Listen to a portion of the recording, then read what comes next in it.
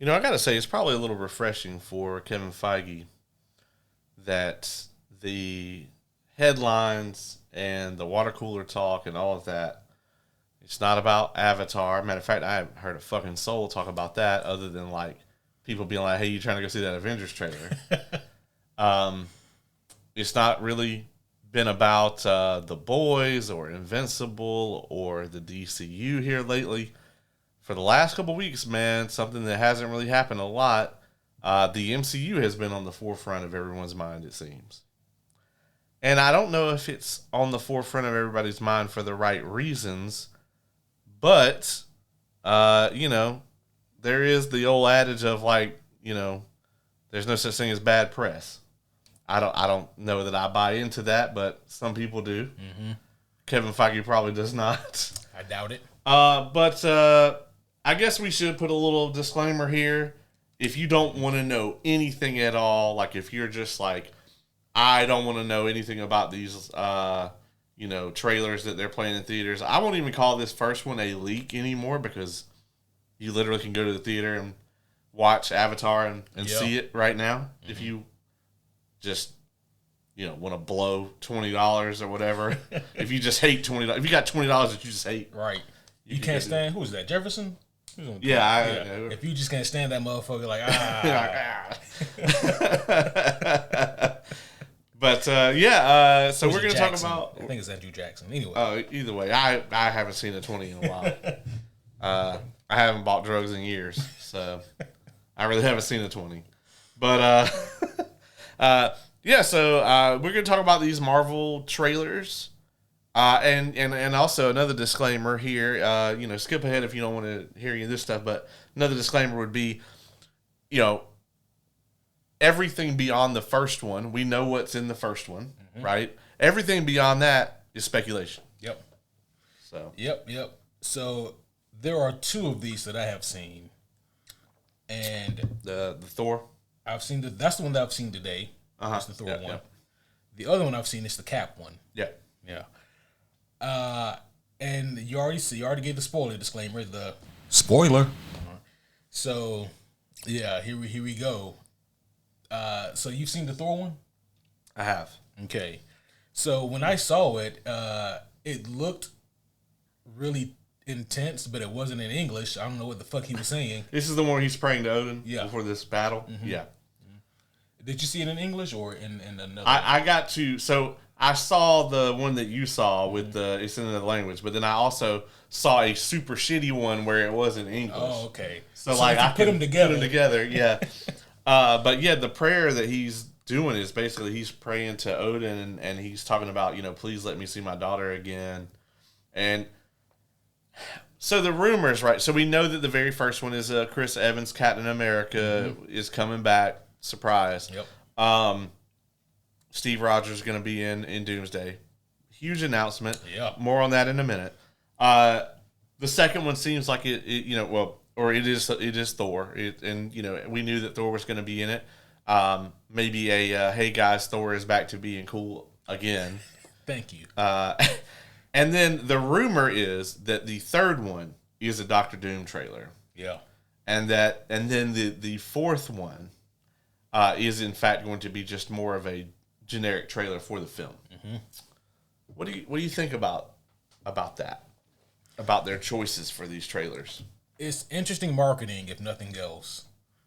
People yearn for the days when the Avengers brand felt like it meant more, and I think that plays a big part as to why that they're doing a solo Steve Rogers trailer, a solo Thor trailer, a solo Robert Downey Jr. trailer, and I think they're doing that just because they want to remind people of why they love the MCU so much. And those three were pretty much at the heart of a lot of it. Could they have just waited and or given us the actual trailer? Yeah, absolutely they could have. But again, I think that they really wanted to draw on like the heartstrings of people and really wanted to have people come up with those memory berries again. You remember? Yeah, I remember. I remember. You remember when they fought Thanos? Yeah, I remember when they fought Thanos. Yeah. you know. But with that though, and I'm sure we'll get into more in this later, like when we talk about like the Chris Evans trailer. But the thing that has me worried is the wrong word, but I guess just kind of has me not really caring as much is I hope that they're not going to do with this movie what it seems like they may be doing, which if it's focused on rescuing a bunch of kids, I'm just not that invested, you know. I'm not saying that it feels like a small potatoes, but it just feels like we could have done something more grand. But just putting the context clues together, we don't know that he took Franklin, but we can assume at the end of Fantastic Four, he probably. They already did Gore the child kidnapper. I know. We spoke about this. Maybe they want to do it better. Here's my take on this. So it's twofold. First off, does focusing the trailers around these three people, you know, because we always talk about the core 6 Avengers, right? And I do think that out of those core 6, this is the core 3. Yeah. Right? Like, yes, Hawkeye is a star. Natasha was a star, Black Widow. Bruce. And then Bruce, the Hulk, is a star. But the MCU has had other people on that level. I think Doctor Strange is probably on that level. I mean, I think Spider-Man is probably above that. He's probably up there with these three that we're talking about here. But they obviously don't want to use him either for agreement reasons, or they want to keep it a secret he's in the movie, or Sony just doesn't want them spoiling Brand New Day. Yeah. Or they don't want to spoil it. Right. You know, Brand New Day seems to be as much, if not more, entwined with the MCU than the other Spidey movies were. It's possible, right? I don't know if they're trying to intertwine Brand New Day in more with like the TV side of things. With them having, you know, the Punisher in it. Did they confirm Kingpin? I don't remember. Well, but the Hulk is confirmed. But the Hulk is confirmed. So, yeah, that's true. Yeah, but I mean, I guess my point is like obviously T'Challa was up there. Yep. You know, but unfortunately, things happen. Are they admitting defeat? Are they admitting by centering the marketing around these three individuals? Are they admitting we failed with the multiverse saga? We're gonna play you the hits, and then we're gonna try again. Yeah, that's exactly what they're doing. And you know what? I appreciate them being so forthright and honest about this. At least, yeah. I mean, you can say what you want to about the multiversal saga. It had some ups, but man, there was a whole lot of downs in that bitch. And it is, I mean, in a perfect world, they wouldn't need to bring these three back. They would have saved a shit ton of money and just used whoever their current stars were going to be. Yeah, in a perfect world, it'd be, freaking Anthony Mackie's Sam Wilson out here as Cap. I don't know that they ever even tried to do Ironheart, but I mean, obviously, we all know that what they thought was going to happen is that it was going to be Doctor Strange, Captain Marvel, T'Challa. Yeah, that was going to be our big three, or interchange like Spider-Man for any one of them. Yeah, I don't know, man. There's been a lot of rumors too that Disney is making a bid to buy Spider-Man back from Sony. Obviously, I think for Disney that's a wise play. If you're Sony, what's the number for you that you would accept? $15 billion. All right. Star Wars sold for 6.5, I think. 6.5 billion. Yeah. So I'm gonna say 10. I'm gonna say 10 billion. That's the thing though. It might be.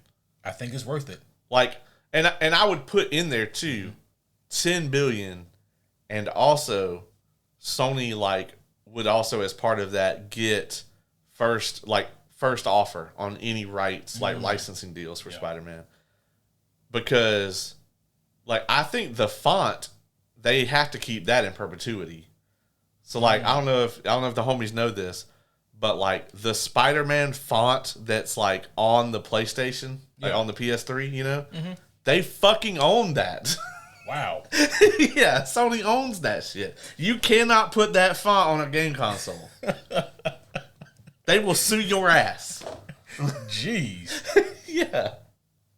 That's a bit much, but all right. Yeah, I mean, you gotta think about, like, the level at which Spider-Man is like embedded in Sony as a corporate entity, like in the PlayStation brand, in the movie studio brand. I mean, they were selling, Bravias, the TVs, off of it. Spider-Man prints money. Yeah, He prints money.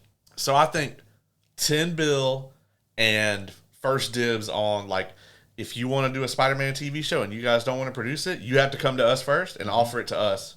And then if we pass, then you can offer it to whoever. Yeah. That would be a good deal. Yeah. I don't know if Disney is willing to offer that much. Yeah. But maybe. I don't know if they're in the position right now to offer that much. There's the flip side of this, where with Sony, it's like, okay, well, we keep it. But if Disney backs out, we're fucked because we can't make... I mean, not at the box office. At the box office, they can't make the money without Disney. Yeah. But hell, that's what it is now. Oh, yeah, I know. That's what I'm saying. Oh, okay. That's what I'm saying. It's like, on the flip side of it is like, if they tell Disney to fuck off and Disney's like, well, cool, we're just going to invest in our own properties. Yeah. We got the X-Men now. You can eat a dick. I mean, Sony knows at this point in time, they know that they cannot mine the Spider-Verse for any more money than they have. Yeah. Like, yes, could they release another Spider-Man movie and would it make a shit ton of money? Yeah. Could they continue to release the games? Yeah. But outside of that, fucking, there's no telling how much money they lost on their Spider-Man's not in these Spider-Man movies. I know. Yeah. Yeah, I think in the long run, it's better for everyone, us consumers included, if Spider-Man reverts back to the rest of his Marvel family. Agreed. And like, I'm sure that I love the fact that lawyers now have to talk about comic book shit when they write these deals out. All the time. I love it. Because they're like, okay, but it's not just Peter Parker, right? We want everybody. Yeah. So we want Miles, we want Gwen, we need Black Cat, we need the Sinister Six, we need Kraven, even though y'all fucked him up. We need, all of them. We need everybody. All right. Venom, yes, especially. We need all your toys. Okay, they come back. So this shit that Sony was talking about doing a jackpot movie, fucking Sinister Five, a Ferocious Five, yeah, Ferocious Five, featuring Black Widow. Madam Web. Yeah. Shit, but no, that would be amazing if that happened. No Spider-Man pun intended. Oh, I think it was. It was intended. It kind of was a spectacular pun, wasn't it? Oh, okay. See, the second one you should get booed for. Oh. Yeah, I mean, so there's also, like, they're at this breaking point right now, right? Where it's like, okay, Spider-Man is very heavily associated with the MCU. Tom Holland's under contract to do 2 more mainline films after Brand New Day. Like, all the pieces are there, but they don't have any other movies in production. No Venom shit, no Carnage stuff, no Madam Web, no Kraven 2. No Kraven 2, no Morbius 2, no Jared Leto anything, actually. They don't have anything going. Like, honestly, they say they're making, what is it, Across the Spider-Verse? Mm-hmm. Is going to be the 3rd one? Into the Spider-Verse, Across the Spider-Verse, Beyond the Spider-Verse. Beyond the Spider-Verse. Yeah, they say they're making that shit. LOL. Sure. It's the new Mutants. And the shitty thing about that is that's a good franchise. Made them money. Yeah. It's a great franchise. I just think now is kind of the point in time where it's like, all right, okay, if Disney were to pay us $10 billion for all the Spider stuff, yeah, how long is it going to take us, and how much investment and how much work is it going to take us to make $10 billion off of Spider-Man as a property? Mm-hmm. I don't think they could do it in 10 years. Like, not profit, Yeah, it would take some time. Yeah. Now, in the long run, obviously, over the next 30 years, we don't know what pop culture is going to do. Yeah. But for the last 35 years, it's been a pretty damn sure thing that Spider-Man prints cash. Yeah. I mean, he's pretty much up there with Batman in terms of you put his name or face on something and it's going to sell, You also have the concept, too, that, like, DC is really stepping it up. Mm-hmm. It's going to be really hard for Sony to not be seen as, like, the Temu brand of superhero shit. Yeah. In the next decade. Yeah. I mean, well, and the thing of it is, Sony is already seen as that. Yeah, I know. Yeah. That's what I'm saying. It's like, it's going to be real hard to recover from that. Do you cut your losses? Because if you're looking at the MCU, right, and that's the juggernaut, mm-hmm. You're looking at the MCU and saying, okay, well, these motherfuckers made an amazing Fantastic Four movie, and it had a hard time clearing $500 million at the box office. Okay, I mean, like they say, a rising tide lifts all boats, but that shit also works in the other direction. Yeah. I'm sure that someone at Sony, some executive, looked at the numbers for like Thunderbolts and Fantastic Four. Was like, man, that's just way better than anything we've been doing. You're right. Yeah, exactly. That's just way better than anything we put out. And they only made that much. We might be fucked. Yeah. Yeah. Exactly. I mean, it was one thing when you guys were like, when they could be like the buzzards picking off the corpses mm-hmm. of, the MCU's box office success, because, at one point in time, the MCU could be like, what the fuck do we got laying around here?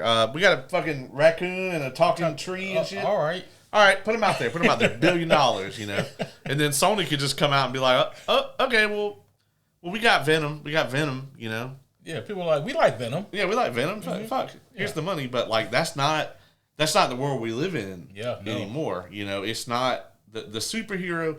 I don't want to say that, like, the superhero fatigue is necessarily there. Maybe for, like, the ultra casuals, I guess. But fuck them anyway. I mean, nobody cares. Right. I'm sure executives do, but we just do not. Yeah. But I'm sure that, like, it's not like, okay, superhero movies aren't making money anymore. It's just, at this point in time, the boom is over. So you can't just slap any superhero on a thing and then watch the damn money just fall into your lap. I think that if more of these movies or studios took the Superman approach, it's risky, sure, but, man, if you have, like, a competent director and a good screenplay, I think that may be a risk well worth taking.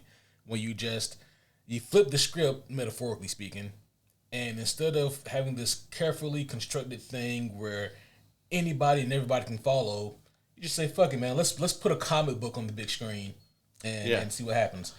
People loved it. Yeah, because it's different. Yeah. It's not the same formula that people saw over and over for 20 years. Right. Yeah. Origin story after origin story, and then sequelitis, and right. All of that. I actually, we loved Fantastic Four a lot. Still a really big fan of it. So, I mean... And that, like you said a few days ago, that was a straight-up Jack Kirby movie, Yeah. Yeah. But I try, bringing it back into these trailers, though, if you look at it, the first Doomsday trailer is Chris Evans, Steve Rogers. Yeah. Yes. As we all know, Dr. Doom's arch nemesis that he can never stop talking about, Steve Rogers. Steve Rogers, yeah. That son of a bitch. I hate that motherfucker. Yeah. That kind of leads me back to something that we were speaking on earlier, and that is the children. We see Dr. Doom with Franklin. The main focal point in this Chris Evans trailer is, holy shit, he has a kid. Right. Is something going to happen to the kid? And then in this Thor trailer, it really just feels like they're focusing on the children, because we see his daughter Love, or whatever her name is. Yeah. And apparently he's praying about her. So I just don't want this to be a thing where we're trying to do something weird with the kids, and I mean Vecna's already doing that. We don't need someone else, Right? Yeah, that's the other thing is like Vecna's already doing this shit. Yeah. Stranger Things, everybody's seen that. It's just gonna feel cheap. I mean, also when you look at the stakes of the first 4 Avengers movies, somebody kidnapped their kids. I mean, obviously, yeah, they would be, they'd be mad or whatever, but like that just seems so minuscule. You can't go in that direction. Now, granted, it's hard to contend with I'm going to kill the entire universe. Yeah. And just remake it in my own image. But like, I mean, you got to do something. Yeah. Well, I guess that could be, maybe that is the difference though, is that Thanos was pretty much like, I'm going to destroy half the universe for the greater good. Whereas classically with Doom, he's like, I am going to restructure the universe for the greater good. Yeah. I mean, so similar thing, but different at the same time. So with them announcing that Steve Rogers is coming back, obviously that's been all over the internet. It is bittersweet because I think we all want that, right? Yeah. But it's like we said, they're admitting defeat, right? They're saying that since 2019, we have not been able to produce a single star that could stand toe-to-toe with any of these 3 individuals. Yep. Yeah, that's unfortunately that's exactly what they're saying. The problem is though, it's not the fault of Anthony Mackie, right, or Simu Liu, or especially not him because everybody loved that movie, and then you haven't seen or heard shit. It's been how long? He's been in a few like animated shit, like What If and the zombie shit, Marvel Zombies. There's actually speculation that he's playing a different Shang-Chi. Oh, because apparently his costume is like radically different. So the speculation is either that he's been out Shang-Chiing for years now, and he's just a much more advanced version of the character, or that he's playing a multiverse Shang-Chi that's like further along or whatever, which I'm like, yeah, I mean, I feel like that's the guy that should have got a sequel. Yeah. They haven't greenlit a single sequel to anything in the multiverse saga. I think they're afraid now because they're not printing as much money as they used to, so they're slowing down and they're taking less chances, even on the things that people liked. Yeah. So it's weird, man. I mean, I don't know how the Russos do this. Like, I don't know how they... I mean, obviously, Endgame and Infinity War were impossible tasks, but, like, this just seems so much greater because with Infinity War and Endgame, yes, they had to navigate, okay, we want something that people can't easily predict, something that's going to be exciting, and something that's going to wrap up all this stuff. They're now trying to build a grander castle with shittier blocks. Yeah. Now, they have a lot of them. But I just, there's so much that they're trying to juggle with the movie. Like, you've got the X-Men. Yeah, we know who they are. Meta as fuck, but they don't exist in the MCU. Yeah. So, I mean, same thing with the Fantastic Four to an extent, And then Doom, and then all these other characters that they've sprawled out into during the multiverse saga. I mean, obviously, like, there's this whole new Avengers versus Avengers nonsense. I mean, I don't know what this movie is about. No, and that's the thing. None of us do, right? And even after watching these, 2 so far, little mini trailers, still don't really have an idea. We just know that, okay, these characters coming back and they have kids that they really care about. Yeah.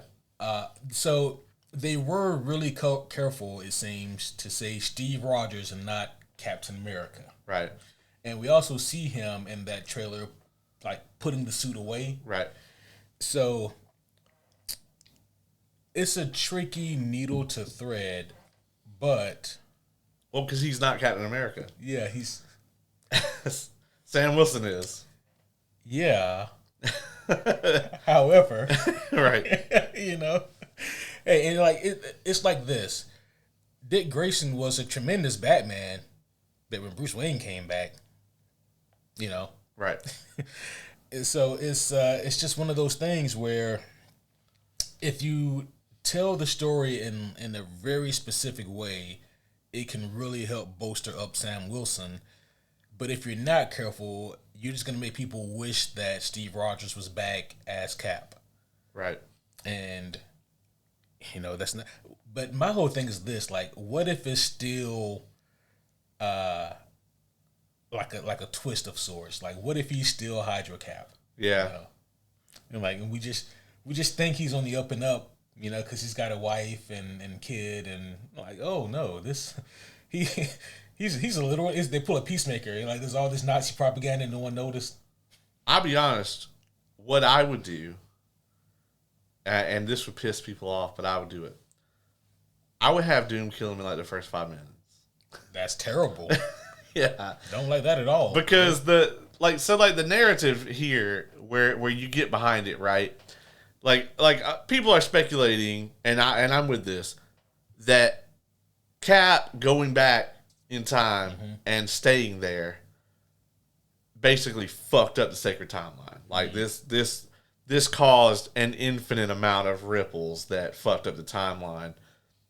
And somehow this resulted in the Doom that we got, the Victor that we got, his universe was destroyed or whatever. Like, he's the sole survivor. I love that narrative. Like, I like that as a concept of like, oh, yeah, everybody told you not to fuck with these stones. And then you was like, oh, well, I'll just put them all back. But then... Yeah. But then I'll just go back in time and everything will be okay. And I like the idea that is actually kind of what set things in motion for Doom. And it does give Doom a reason to hate him. Yeah. We know that, antagonistically, Robert Downey Jr. and Chris Evans have that great on-screen chemistry. But if you're going to focus on that, you have shit on everyone else. Yeah. And you might as well just start over with Secret Wars. Yeah, exactly. My other thing is, your hot take being the thing about Chris Evans should be killed in the first 5 minutes. I don't like that at all. But maybe my less spicy take is I really don't need to see him with the mask off, because every time we do, it will devalue Doom and just remind people of either Iron Man or RDJ. And here's the thing, man. I think he's going to have the mask off in that trailer. I don't like that they're going to do a Doom trailer, if that's in fact what it is. Mm-hmm. Like, I don't like this idea that the first time we're going to see him is in this teaser trailer or whatever. Yeah. I think it should be in the movie. Yeah. Like, I don't think that... I think we should barely see anything of Doom. Because people are going to pick it apart in this trailer. I mean, the people who are already primed to love it are going to love it no matter what. And the people who are primed to hate it are going to hate it no matter what. So I actually agree with that about not showing Doom until we get to Doomsday.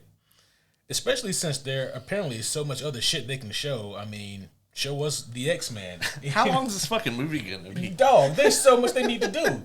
Because again, with Infinity War, like the board was already set. We already knew what they were doing. They already had the pieces set up, and they just had to deliver, okay? But now they have nothing. They have nothing. They have to set the board up, figure out the rules, and put the pieces on the board, and then play the game. We're right here at 29 minutes, folks. If you, at this moment in time, off the top of your head, can tell me an MCU thread that you're very interested in, put it in the comments. Just let me know, please. Yeah. Because the only one that I could think of is the whole Peter Parker, everything has been erased, whatever. And that's gonna be in Brand New Day. Is where that's gonna play out. Mm-hmm. So please let me know what MCU, through line you're really like wanting to know more about or see more of, because we have basically nothing. I also saw a thing where they think Doom is going to take Franklin and revive Wanda.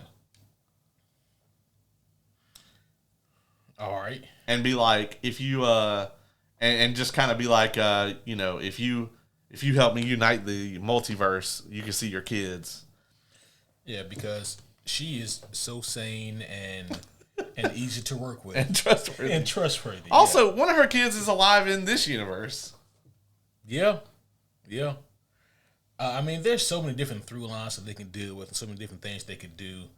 I mean, hell, I think unfortunately, for several reasons, people have forgotten all about Mephisto. This motherfucker's out here. Yeah. You know? Forgot about. I think a lot of people still don't even know that he's around. This is really the conundrum, though, and say what we will about how, we can sit here and pick it apart and bitch about it or whatever for the next year, and we probably will. Mm-hmm. But the thing is, I do think that at the end of the day, I think they're on course to go, okay, we have to make sure, no matter what, this thing gets over a bill. Yeah. Because if it doesn't, that's game. That's game, set, match. Mm-hmm. Yeah, an Avengers movie that doesn't make $1 billion, that's cause for trouble. Because they're going to spend half of that on it. Mm-hmm. Easily, I think. Between the actual cost of this goddamn movie and the marketing, yeah. Are they doing the Secret Wars? They're going to film Secret Wars at the same time? That's the last thing I heard. Yeah, so my guesstimate, when it's all said and done, I think they'll spend $800 million to shoot both movies. They are really... I mean, if we're being completely honest, the thing that is selling Doomsday right now is name value and character recognition. Yep. Oh my gosh, X-Men. I know them. I love the X-Men. I want to go see the X-Men and Avengers interact.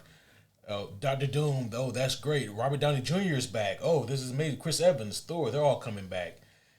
This is what's selling this movie. And I'm not saying this is a good thing or a bad thing. It's just what it is.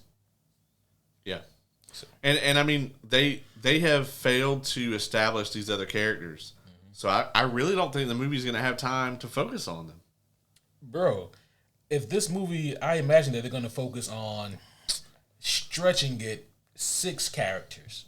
And I think that's stretching it. You think Tobey Spider-Man's going to be one of those 6? I think we're going to get a lot of really cool glorified cameos, and I think he might be one of them. Okay. And I mean, I know what you guys are thinking, Toby and Hugh, these guys, get to see them on the screen for the first time together, but we may get something, but it won't be what we think it is, I don't think. And also, at the end of the day, the main thing this is the main thing that I'm worried about with all of this, because honestly, if they want to take the entire multiverse saga of characters and throw them in the trash, okay. I mean, I liked a lot of those characters, but it's your IP. If you have to do that in order to do something grander, sure. My problem is you are not going to do that shit with Reed Richards. And if this movie doesn't set up him and Doom and why they fucking hate each other so much, yeah. Then when we get to Battle World, if that's where we're headed, have to. What the fuck? Yeah. Exactly, man. In some way, shape, or form, there needs to be this iconic confrontation between Doom and Reed. And I'm with you, man. If we don't get anything like that, then what were we doing here? Why even use Doom? Right, yeah. Why not just use somebody else? Yeah. You had Galactus, you could have brought him back. He could have ate the world or something. Yeah, he looked great. Yeah. And I know he's super pissed right now. So. Yeah, he is, yeah. He's turbo pissed. He's going to be looking for a new surfer. He's going to be looking for a new herald. Yeah. I have a recent opening in my employment center. It's going to be Magneto. Oh, geez, that's terrifying. He's going to be like, can we just go around and eat all the worlds that have Nazis on them? And he'd be like, yeah, whatever. All right. Yeah. Are there a lot of those? Yeah. Yeah. Oh, all right. Well, Galactus is there's a surprisingly high number of Nazi planets. Yeah. He's like, well, let's go. What are we waiting for? Why are we wasting all this time? I'm not, motherfucker. Oh, shit. We're 35 minutes in. I know it. Let's go ahead and get this thing started. Homies, one and all, welcome back to another very special edition of the Superhero Homies podcast. My name is Quentin, and as always, I am here once again with the world's greatest co-host, the homie Caleb.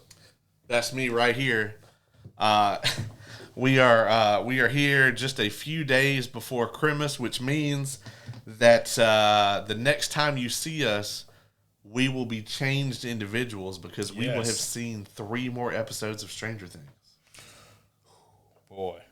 And I'm looking forward to both watching those and reviewing those. And then, right around the corner is the thing that you're all truly waiting for, the Homie Awards. The Homie Awards is returning. We need to make a trailer for that, like the Avengers style. You know, Steve Rogers will return. No. Yeah. The Homie Awards will return. And, you know, it's going to be like for one, you know, this is the end-all, be-all award ceremony, as we all know. All right.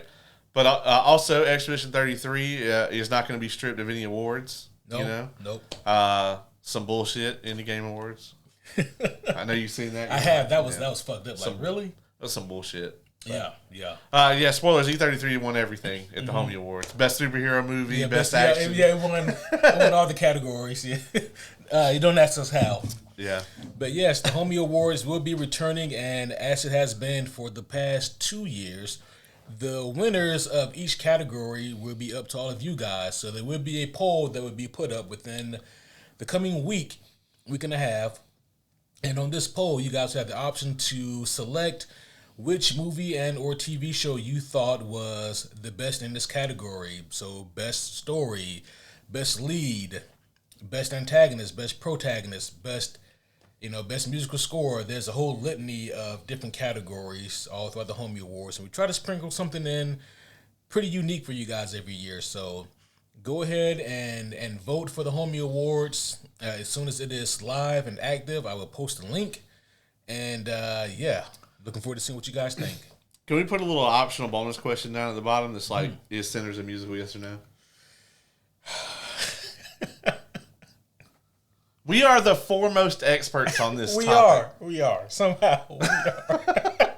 Which is insane to say. If you Google, is Sinners a musical, you will see this. You will see us, which is insane. We are riding the algorithm, folks. Riding the algorithm into technical correctness. You know what? That may be something that winds up on there anyway. Okay. Yeah. Why not? But tonight, homies, we are here to just get to the bottom of some things, to really ask the hard questions, to talk about the things that maybe people haven't thought about or just don't have the answers for. Well, don't worry, because with these hard-hitting superhero questions, Caleb and I, but mostly Caleb, will be coming up with these answers. So, great. Yes. Great. Folks, I actually pretty much rolled up in here not knowing what we were talking about tonight. So I decided to just doomsday filibuster for 35 minutes. And it was smart of you to do that. Yeah. You know? But this will not be nearly as painful, I promise you. This right here is just more... These are a list of questions that I've come up with. Most of them I have come up with. Some of them you guys have come up with. I've seen these. From the Homieverse. Yeah. And some of these are just more statements that need to be discussed more thoroughly for a better understanding. So we'll start off with what I guess could be considered an easy one. I mean, none of these are hard, by the way. Some of these are to be taken less seriously than others as well. Okay. Yep. So at the end of Infinity War and going into Endgame, how is it, statistically speaking, how likely is it that none of the original 6 Avengers were snapped? Well, honestly, I'm sure there is a mathematical equation to this that would give us the actual odds. But you could just type that shit into like Gemini, and that would be boring. So, obviously, for franchising reasons, they all survived. But you also could argue that there's possibly some sacred timeline shenanigans in there that was holding them together or protecting them, maybe. But it is interesting that none of them were snapped. And like I said, I mean, obviously, like, the real true answer here is because Marvel needed them to be on the poster for the new movie. Yeah. You know, I always thought about maybe Uatu somehow had like enough power to preserve them. Right. And maybe he knew that, okay, if I can keep these 6 alive, then there's still a chance. Yeah, that's true. And honestly, to even put that notion out there wouldn't take much. Hell, they've done it in What If. All you have to do is when Thanos snaps, you just see like a silhouette of that motherfucker off in the cloud somewhere, you know. And it doesn't have to mean anything that they don't want it to mean, you know. And then I thought about the fact that maybe they were trying to, and this right here I don't give much credence to, but it's just a thought, you know. I thought that maybe they were trying to lean a little bit more into comic accurate Thanos, who is so nihilistic, but it's to the point where he doesn't truly believe that he should win. And this was a subconscious decision by him. Something people don't know is that, like, in the original Infinity Gauntlet story, the way that he loses is, yeah, he does transcend his body, and like he is like wiping out shit on like a grand level, and he leaves the gauntlet with his body. But also there's a talk between him and Adam Warlock, and Adam Warlock like, hey man, look, we've been beating each other's ass for years, and I know how you think. Like, you don't really want to do, like, you want to do this, but you don't really think you should win. And Thanos has always kind of had that complex about him. They never dove into that aspect of the character here, but it would just be an interesting thought, I think, just to see what if they did delve into that side. Well, you know, there's also the aspect of this as well. Doctor Strange looked at all 6 million possibilities and made sure that the actions that got taken lined up with the one where they were going to win. Yeah. And in that one where they were going to win, the 6 Avengers lived. Yeah. You know? So, I mean, that's really, it's not that it's so much a coincidence, it's that's one of the ingredients that was needed for the W. Right. And so that's the path that Doctor Strange put them on. Yeah. Which really makes him the real hero in all of this. Oh, for sure. What the fuck is he off doing anyway? I guess he's off with Clea. Yeah. Yeah. Doing fuck all? Yeah. Who knows? Is he even confirmed for Doomsday? I don't know. It would be weird if he wasn't. I just assumed he was. Because, I mean, out of all the multiverse, right? Like, obviously, like, him and the Guardians, but, like, what are the Guardians doing? Yeah, well, we know that Star-Lord's eating Cheetos or whatever with his grandpa or his dad. Right, yeah, but I don't give a fuck about him. I'm talking about where the fuck is Kaiju Groot? I want some Kaiju Groot, goddammit. Little do we know, shortly after that scene, y'all got obliterated by, like, fucking Galactus or something. So. Oh, I want to see Kaiju Groot grow up to, like, Galactus size and fight Galactus. Jesus. That'd be amazing. Galactus is eating tree bark tonight. Then. Yeah. I don't think that's just good. Well, he's playing Yeah, it. So. Yeah, he's fine. All right, this next one here is one that has kept me up way more nights than it probably should. How exactly does Star-Lord's rocket boots keep him afloat and steady? So, I guess just to explain a little bit more, I don't mean so much how they propel him vertically. Right. I mean when he's flying horizontally. And it really didn't bother me that much until I saw Endgame, and you see him flying in like the same shot as Iron Man, who has a fucking suit and like, you know, the repulsor boots with the palms as well. Right. And then you just see Star-Lord right there next to him with his boots on. And I couldn't help but think he should just be If you've seen The Martian, you know this shit doesn't work.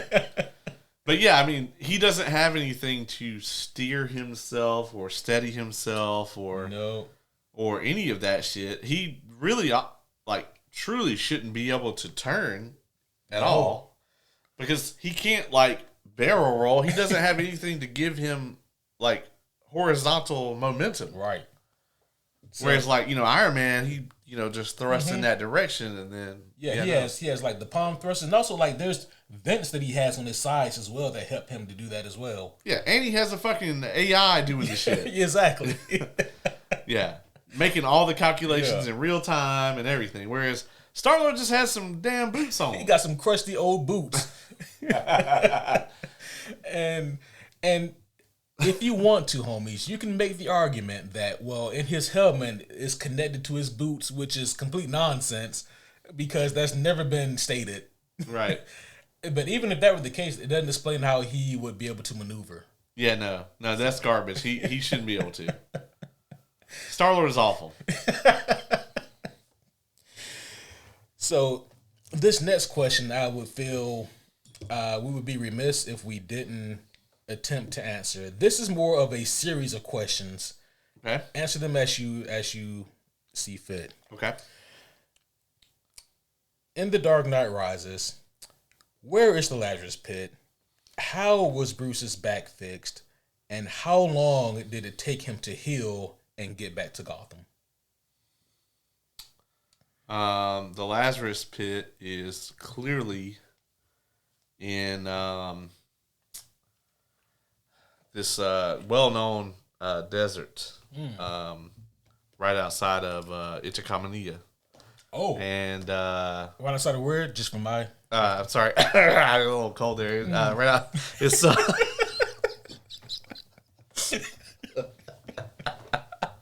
I think it's Itacamania. Yeah. Yep, that's what I said. Okay, gotcha. Sorry, I just got a little cough there. Yeah. Is that next to Kahndaq where Black Adam is? Yeah, it's actually a neighboring allied country. Gotcha. Yeah, and it's one of those like you stay over there and I stay over here type things, though. You know. Yeah. Long historical relationship. Warring nations and all that, and then peace treaty. Right, and then. Of course, Bruce Wayne was down there for with the broken back. Obviously, you have to take all that into effect. Like that his spine had to heal without a doctor. With just some dude with some ribbons, some old dude and some ribbons. So about 2 weeks, right? About 2 weeks. This is Bruce Wayne. We have to take into account he is Bruce Wayne. He's Bruce Wayne, so. He's in the top 0.0001% of humanity. They also didn't mention that there's a Bacta tank in there as well, and they just threw him in there for a little while. Well, no, you don't see it on the thing, but they have the Medicus from Spartacus. Oh shit! Yeah, he comes in there and rubs some of that paste on him, and then he just takes a nap, and then he's good. And then obviously he springs out of this hole. Yeah. And walks back to New York City. Walks across the ocean. Okay. Wait, through the desert. Okay, well, hold on. Let's go back to he's Batman. Oh, yeah, that's true. I know that our review of Dark Knight Rises was some time ago. That's right. Not quite 94, but it was some time ago. And therefore, you maybe don't remember my thorough explanation that I gave for about 40 different things during that episode, which is... And it's especially weird, right? Because... you just have a lot of Batman. Yeah, that's true. There's a whole Batman shelf behind me. Batman is in a lot of the shit on this shelf. He's not in any of this. That's not legally. Not legally. But yeah, I mean, and you're just intense, in-depth knowledge of Batman. I figured you would know this, but I have a blind spot, I guess. Even things could slip your mind, but this might shock you. He's Batman. And so the fact that he can, he clearly has some walk on water boots with him. Oh, with him. Yes. Bane let him take those walk on water boots with him. Well, see, what happened is he actually had them woven into his skin. Lucius Fox wove them into his flesh. Gotcha. So he can just walk on water. Gotcha. He can actually do a light jog on water. Oh, so he would have to, right, in order to make the time in 2 weeks to cross the ocean. Right. Yeah. Well, actually, the season was different, right? Wasn't it winter AF when he returned? Because it was frozen. They were walking on the ice. So 2 weeks for the recovery period, from the back being broken. Yeah. And then let's say that it probably took another 2 weeks for him to, lightly jog back to Gotham. Okay, so he was gone for about 4 weeks total. Right. Okay. Yes. Okay, with the broken back, taken to who knows where across the world, and he healed and made it back. And no wonder Bane was surprised. Bane is listen, Bane, I'm not even gonna say he is petty. I'm gonna say this motherfucker is just extra.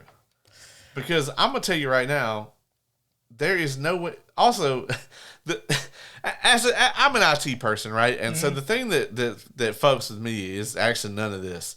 Because you can just explain away he's Batman. I want to know how the fuck they got the goddamn Gotham City closed circuit TV down there in that hole in the side of the planet. That is impressive.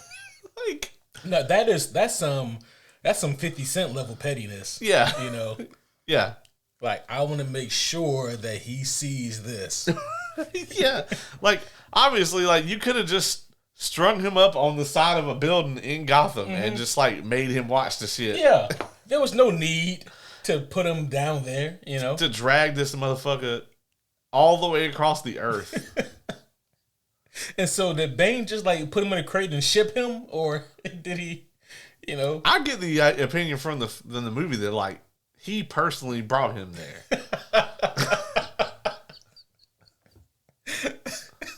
That makes it even funnier. Yeah, yeah. You know, holy shit. Also, how many criminals did Bruce Wayne free from that place? Because some of those guys had to have been there for a real good fucking reason. Yeah, for a real good reason. Yeah. Yeah, the guy that was fixing his back, Bruce was like, so what are you in for? The guy was like, I killed 17 children. And Bruce was like, I gotta let it slide for now. Yeah, for now. I'm not capable presently of not letting this slide, but as soon as I get done here. That 17 potential Robins he killed, I gotta come back for this. Yeah. Yeah. Oh, I'm glad we got to the bottom of this. Yeah. Yes. The answer is, long story short, because he's Batman. He's Batman. Yes. So this next one it's a simple question on the surface, but the more we discuss this, the more questions that I have, at least. Okay. In the MCU, when does T'Challa actually become the Black Panther? He's actually already the Black Panther before his father dies. Okay. So it's at a time before we see him for the first time. Okay, so he is already the Black Panther. Right. While the sitting king of Wakanda is not Correct. Black Panther. To me, that's an interesting conundrum, because typically the sitting ruler of Wakanda, except for extenuating circumstances, like if the ruler suddenly dies, right, then there's someone who will sit on the throne while they discuss who. So that leads me to my next question, because I had that thought in mind as well. So he was already Black Panther, but he wasn't the ruler of Wakanda. Right. So he hadn't taken the heart-shaped herb yet.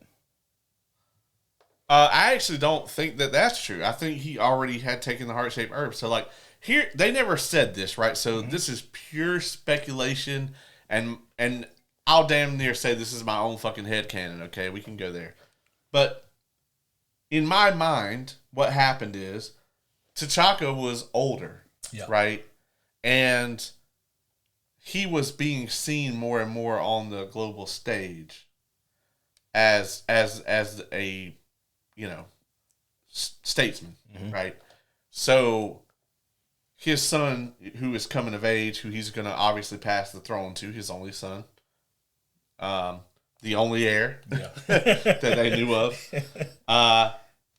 he's going to say, all right, well, I will pass the mantle of Black Panther to you, let you go ahead and like get used to being the Black Panther, having the suit, the heart-shaped herb, all of that. You will defend my kingdom until I am no longer king. That's the way I saw it working out. So it's like he's basically like Talon, you know, with the Court of Owls. Like he's like the physical aspect of it, where it's like his T'Chaka is like the face of Wakanda. Yeah. And then it's like, if you fuck with him, then this dude's coming after you. Right. Without all the crazy brainwashing and torture and all that shit. Okay. I need to go back and rewatch Black Panther. But well, Civil War actually would be more... Yeah, well, I was saying Black Panther for the heart-shaped herb stuff in particular. Right. Because don't we see him take the heart-shaped herb in Black Panther? Twice. Because see, all right, so when he becomes officially the king, no. So they do give him the heart-shaped herb early in the movie. Yeah. Right? Wait, no. He gets stripped of the power to fight M'Baku. He gets stripped of the power? Yeah.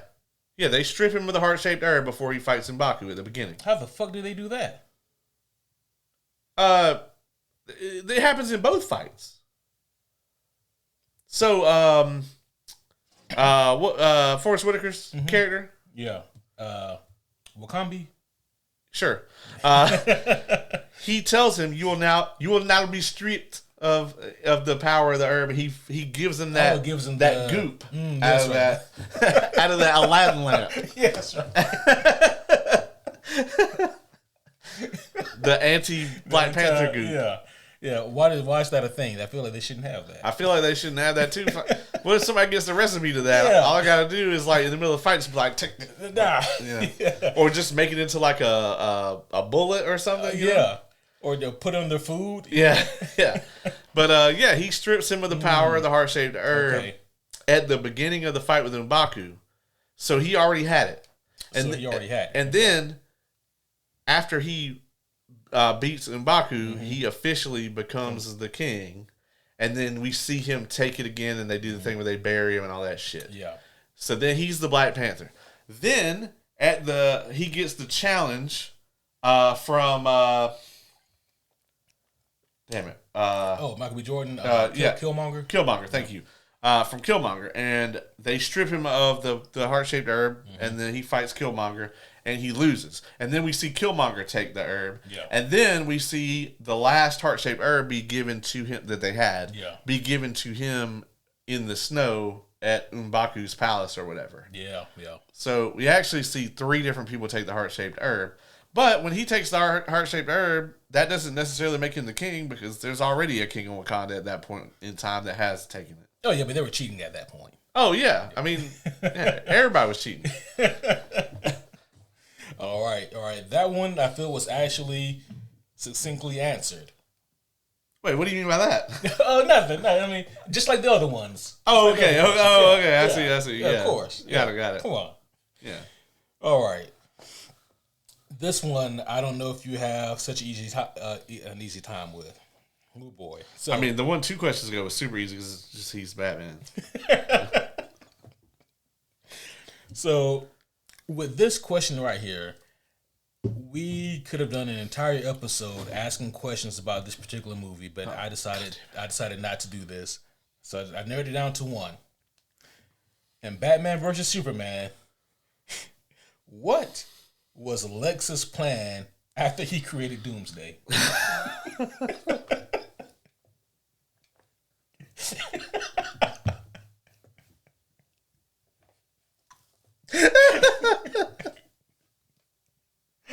Oh, this shouldn't be this funny.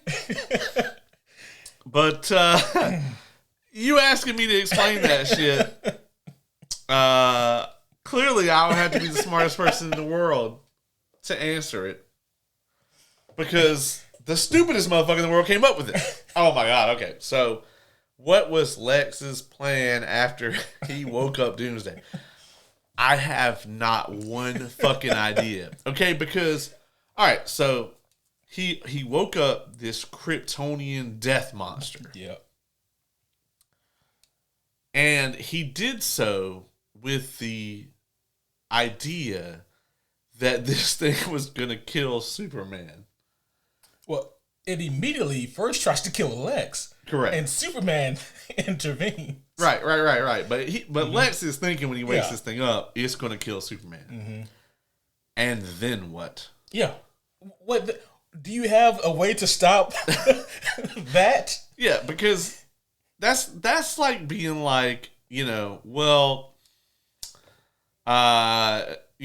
going to unleash this giant squid monster on the planet, and hopefully it's going to get Dr. Manhattan to leave. Now, granted, Ozymandias had a kill switch. Yeah. This motherfucker didn't have that. No. Now, in the movie, especially in the extended cut or whatever, mm-hmm. it's very heavily implied that, like, either Darkseid directly or influenced them, or what's the name? Steppenwolf. Yeah. One of them directly influenced him. Mm-hmm. Like, once he was in there in the ship, they were able to directly influence him mm-hmm. with the mother box and shit to do this. So it wasn't really necessarily part of his plan. Mm-hmm. But the movie doesn't. Neither version explicitly States outlines that. Yeah. I don't think Lex had a goddamn plan at all. I don't know what his plan was before the Doomsday shit. So, his plan, one way or another, seems to be to kill Superman no matter what. I'm going to have you fight the Bats of Gotham. Okay? And if that doesn't work, I'm going to have you fight this goddamn... Kryptonian death monster. Yeah. That we have no way to stop, with you or without you. Yeah. But certainly not without you. Yeah. I don't know if he had... I mean, because here's the thing, right? Whatever method he had to stop Doomsday, he could have used on Superman. Yeah. That'd be like if you pissed me off and I was like, you know what, motherfucker? I'm gonna bring Omni-Man here. Yeah, like there's a million other steps you can take before doing that. Yeah, and Omni-Man's gonna fucking kill you. Like, but after he kills me, you're like, okay. And then what? Yeah, you gonna tell him to go home? Yeah. I'm like, all right, man, you gotta get the fuck out. Oh shit! I'm gonna bring Homelander here. He's gonna fuck you up, dog. Hey, Zack Snyder, I am a fan, but I really do need you to answer this question for me. I need to know. Oh, Zack doesn't know. What was that owl movie that he made? Oh, I had the name on the tip of my tongue. Guardians something? Yeah. Or was it Artemis? No. I forget. I don't know. It was about owls and fascism. I don't know. Yeah, no, they go hand in hand. Yeah. This next one, maybe I'm just overlooking something, but I don't think I am. And I think that this is just a legit whoopsie from Marvel. Okay. In Ragnarok. Oh, God. How was there a fake Infinity Gauntlet in Odin's treasure room when Thanos hadn't even created the damn thing yet? Do we know that? Dimitri states, and I want to say Infinity War, that his hands had been fucking, I don't know, solidified or whatever after he made the gauntlet for Thanos. Right. And I got the suspicion that if this had happened 50 fucking years ago, there probably would have been some notice. But also, we have to know this too. Hela was in prison how many years ago? Was it 1,000? Yeah. So that implies that Thanos would have had this thing created 1,000 years ago, and then that there's a fake one floating around. It just doesn't particularly add up. It would be different, right, if they stated that there was an Infinity Gauntlet that existed outside of Thanos, like if he wasn't the one that created it. But they do make mention that he is the one who created it. Yeah, the easy way around that would have been like, the other one was in Odin's throne room, so it was easier just to get them to build him one. Yeah. But that doesn't work either because of the Age of Ultron end credit scene. Yeah. Where Thanos is like, I'll do it myself. And he grabs the thing, and you're like, all right, but... Yeah, the fake gauntlet thing is interesting, right? It's very clear to me that back when is it Kenneth Branagh directed that? Age of Ultron? No, the very first Thor. Thor, yeah. Way back when they made the very first Thor, because is that in Ragnarok where they see the gauntlet, or is it in Thor? It's Ragnarok because Hela mentions that it's a fake. Oh, okay. So the real answer here is that Taika Waititi is a fucking moron. Got it. Because clearly by then they knew what they were doing with Infinity War. Because wasn't Ragnarok like pretty close to... Oh, that's like right before. Yeah. It's like that, Black Panther, then Infinity War. So yeah, that is clearly just a fucking plot hole. Yeah. Because, I mean, obviously, especially when you're dealing with the Asgardians, everything's a little timey-wimey anyway. Because they could be like talking about some shit that happened like 2,000 years ago as if it was last week. Yeah. But... yeah, the whole thing with E-Tree and all of that stuff, and, like, how long has he just been chilling up here with his hands molded together or whatever? Oh, man. That would make so many things difficult in life. So thank you, Taika Waititi. Yeah. For your contributions. Real piece of shit. If you thought the Lex Luthor Doomsday question was a doozy, boy, do I have something here for you now. Oh boy. In The Amazing Spider-Man 1, what would the Lizard have done next if he actually turned everyone else into lizard people? Oh, that's easy. What's day 2 look like? He just hangs out in lizard paradise. So does he just stop at New York? No. The whole planet. Oh, okay. So he turns the whole planet into lizard folk. Yeah.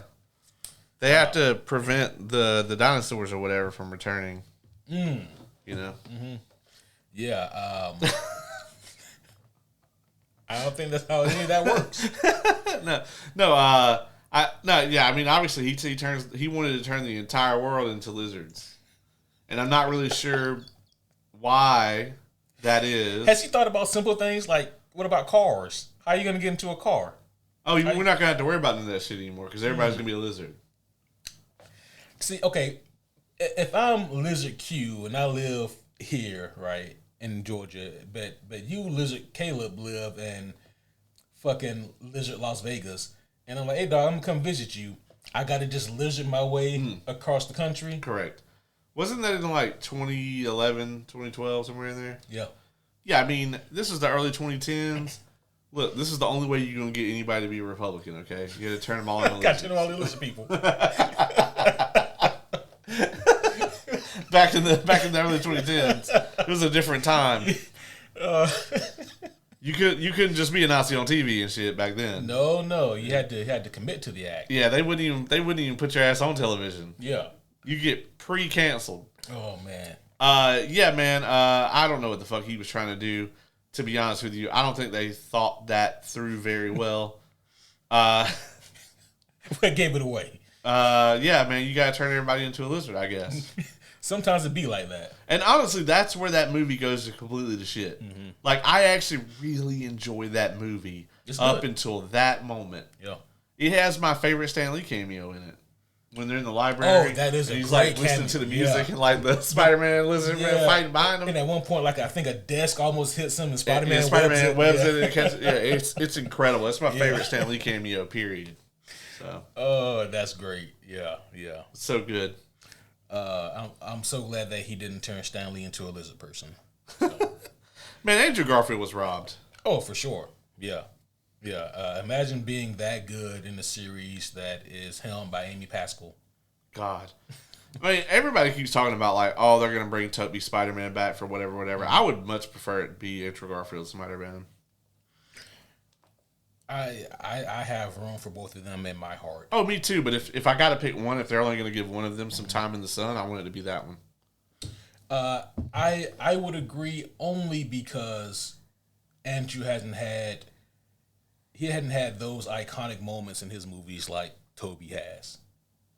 So yeah, for that reason, I think I would agree. All right. Next up, in Daredevil season 2, exactly how many of the Hand did Matt fight, and how do you smuggle that many ninjas into New York? Infinite. Fucking infinite, bro. I hate season 2 of Daredevil. You hate it? I hate it. Like, I love the Frank Castle stuff at the beginning. Yeah. But as soon as that little, Man Without Fear arc is over with, holy shit, man, I just skip. Like, No. I'll occasionally watch his rematch with Nobu. Yeah. But I really don't care. Like, once the Frank Castle stuff is pretty much wrapped, I skip the rest of that season when I watch back through it. Man. Yeah. At last time I watched through, I watched that shit and Defenders. And so that's your problem because you had to watch those back to back. Yeah. I actually right before I think Born Again, I actually watched through all of the Netflix verse. Yuck. You got Daredevil season 3, Oh yeah, Daredevil season 1, Daredevil season 3. Yeah. Luke, I really love Jessica Jones. 2 out of the 3 seasons. I like both seasons of Luke Cage. Yeah. Iron Fist exists. Yeah. So yeah, man. Season 2 of Daredevil it gets so far into the hand, like it's like every episode Daredevil's fighting 70 fucking hand ninjas. Yeah, like the TSA is not that efficient in Marvel Universe apparently, because I mean I get it, they're ninjas, so they're trained to sneak. Yeah. But I mean, you lived in New York. If there was 2,000 ninjas running around, I think somebody I think I noticed one or two of them. at least, yeah. I think I would. There's not that many places they can hide. It's very crowded. Yeah. I remember something. I think it might have been, was it Stephen DeKnight who did work on Daredevil on Netflix? Yeah. I remember Also the showrunner for Spartacus. That's right. Yeah. One thing he mentioned was that the show was doing really well. Like in season 1, it overperformed, and they wanted to like get an increase in their budget, but they couldn't. Like Netflix was dead set against giving them more money, and that is the reason he stated as to why they used so many goddamn ninjas in season 2, because they just had to. Like, what can we do that's cost efficient that will eat up time? We can put these dudes in ninja outfits and have Matt beat the shit out of them. Right. Yeah. Forever. Yeah. Yeah. Because that was back when Netflix was like, no, we need 14 episodes, and you got to have one where the hero is like down and out. Yeah. It's a necessity. Because every damn season of every single one of those shows has that. Yeah, that is true. Yeah. Shout out to the Marvel Netflix verse. There have been worse attempts to do things. Oh, for sure. See the DCEU. Or anything Sony has done. All right. Next up. How is Kraven a hunter when in his own movie he doesn't actually hunt any animals? Was the movie actually called Kraven the Hunter? I'm pretty sure it is. I'm looking it up now. Is it just called Kraven? That's a good question. It is called Kraven the Hunter. Yeah, okay. I don't know, dog. Sony. That's my answer, is Sony. So, like, obviously, the harder thing to determine would be, like, what's the worst Spider-Verse movie at Sony that doesn't have Spider-Man in it? Because they're all different flavors of atrocious. Mm-hmm. Like, I think out of all of those shitty attempts, I think Venom 3 might be the one that I like the most of all of them. Yeah, I think Venom 3 is better than Morbius, better than Madam Web, better than Kraven, the animal rights activist. Yeah. Honestly, he doesn't even really do any animal rights activisting in that movie either. No, he doesn't. He's just a whole lot of just terrible. There's just I don't know what in the fuck they're trying to do with that movie. Like, even Russell Crowe is bad in it. Do you know how fucking bad a movie has to be for Russell Crowe to be bad in it? Dog. Yeah, what's the best performance in that movie? Rhino. Oh, he might be. And he's a fucking goober. Yeah, he's a complete fucking moron. And then he turns into like he transforms into a fucking Ace Ventura rhino suit. Oh, Jesus. That shit was so weird. And it was weird and disturbing. Yeah. That whole movie is like a fever dream. I'm like, did we really go see that? No, we did. Was that real? It was real. Unfortunately, it was real. Yeah, what a fucking movie that was. Kraven the Hunter, guys. Merry Christmas. Kraven the attendee. Yeah. He showed up. And no, it was Morbius that tried to cock tease everybody with the Spider-Man thing in the trailer. Yeah, I mean, they're all really bad. Like, obviously, like, I think as a comic book movie, Morbius is the worst. But just as a movie in general, like, as a piece of art, it's Kraven. Like, there's not one single bit. Like, you can just tell Kraven was like a lowest common denominator, stamp the name on it, turn it out. Just soulless piece of corporate decor. Whereas at least somebody that worked on Madam Web thought they were doing something cool. Bruh, whoever worked on Madam Web, they thought they was cooking. They say, yo, when they see this fucking movie, MCU is what they're gonna be saying. So, all right, they're like, all right, so like, get this right. This motherfucker walks around New York City barefoot. If that ain't a superpower, I don't know what is. Come on.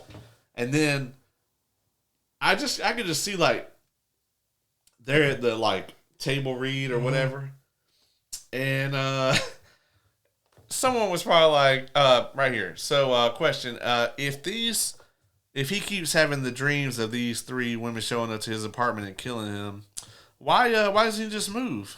Yeah. And then it's the meme where they kick the guy out the window. Yeah. The thing that always bothered me, right, is he continuously has that premonition of those three Spider Women killing him at that location, and then he dies somewhere else completely. Yeah. Yeah. Like, this is fucking dumb. Yeah. But Pepsi, though. Yeah. That's the number one thing we took away from Madam Web is Pepsi. Yep. And vehicular manslaughter. And vehicular, her true superpower. Yeah. You don't understand, homies. We need her to be paralyzed because if she's not, no one can stop her. Yeah. If she is within distance of a vehicle, no one's safe. Yeah. Yeah, I mean, really, it's keeping the multiverse safe. She drove an ambulance off of a fucking parking garage through the concrete barricade, and somehow it magnetically pulled Ezekiel Sims into the air, and she hit him with the ambulance. That shit was incredible. It's gonna be like the last scene of Doomsday, and like everybody's down and out, and Dr. Doom's giving his monologue. He's here, burr, burr. Oh no! And it's just Madam Web driving Optimus Prime. Yeah. Oh no! If that happened, dog, I don't know whether to give the movie a 10 or a 0. Yeah, I don't know. I'd have to think about it. Yeah. It's like the Batman man, right? It's like, did that help the movie or hurt it? It's like, do I like that or not? Oh, Morbius. Oh, man. Remember when they chose Sony to re-release Yes. Morbius? Yes. I don't actually know if that or K-Pop Demon Hunters is like the bigger like Sony disc. But with the Morbius thing, can you just imagine if that, like, let's just say that movie had been awesome, right? Like, they had actually hired somebody who was a good actor to play Morbius, and like we liked him, and then there was like a sequel, and like the first movie had not had the Bat Kamehameha in it, and then like, in the sequel, they always got to like take out like a minor villain at the beginning, like the first 15 minutes or whatever. What if like that's how he had done it? Oh. Like there's this whole action scene, and at the end he just busts that shit out. Ah. Everybody be like, Instead, they put that at the end of a shitty movie, and it just made it more shitty and laughable. and we were all just like, did he just hit that motherfucker with the Bat Kamehameha? And you're like, I'm so glad I didn't get up and leave. Like, I wish I never sat down in the first place. Because if you got up and leave, you wouldn't have believed me. Yeah. Like, the movie deserved for us to walk out. But you're so glad you didn't. Yeah, it's really about the morbid time we had along the way. Yeah. God damn it. Exactly. Okay.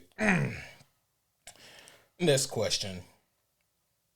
If Stormbreaker was powerful enough to cut through the force of the Infinity Gauntlet, then why isn't Thor the most powerful being in the universe?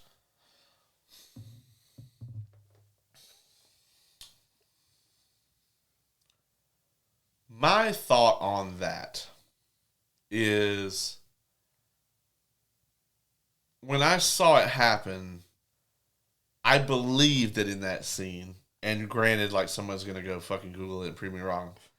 I believe in that scene, he only lights up the power gem. Right? Okay. Now, should that still be enough? Is the question. It's like, okay, but this motherfucking thing can cut through one Infinity Gem? But it is designed to be like the ultimate weapon. And it specifically was made to be able to fight the gauntlet. So maybe there's some E-Tree shit that he built in there. One final fuck you from E-Tree. Yeah. Yeah. That's for my hands. Yeah, he made an anti-gauntlet axe. It's oddly specific. I mean. Yeah. That would be my guess. Like, originally, when I watched that scene in theaters, I thought maybe Thanos got cocky and didn't expect that. But I don't know. So clearly, right, it was one of those things where Thor needed to win, and they needed to find a way to get Thanos to this position. And how the fuck do you do it? Right. You know, so it's a tricky kind of conundrum. I think maybe the distraction route would have been better. Like, fucking Steve Rogers tries to grab at the gauntlet and Thanos, motherfucker, didn't I knock you out? And then, he looks up and there's a fucking axe in his chest. Yeah. There's ways to do it. It was just, I'm not saying it didn't hurt the movie for me. No. It just confused me a little bit because I had to kind of in my mind reassess how much power was used, how powerful is Thor, and how goddamn powerful is Stormbreaker to do that. At the end of Infinity War, though, man, Thor is insanely cool. Oh, yeah. And he is full tilt. Mm-hmm. I mean, he's probably as powerful as I say as powerful as we're ever going to see him. But maybe not, Yeah. What's the version of Thor that we actually get in the Gore saga? Like like All-Father Thor or whatever it is? Yeah, All-Father Thor, yeah. Yeah, he's basically as close to that as we're probably going to see, I would imagine. That's true. Unless he actually... He could become the All-Father now. Fuck, Odin's dead. Yeah, that's true. Yeah. Odin actually has a power. They call it the Odin Force. Yeah. And I'm like, he should probably use that. Yeah. Probably should. Yeah.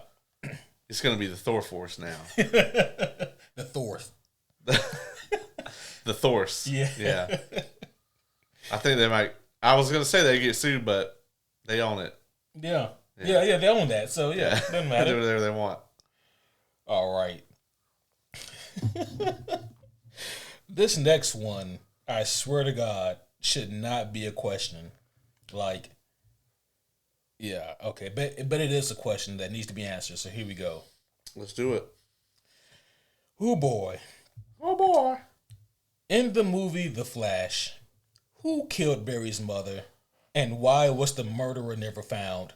Was it actually Barry's dad?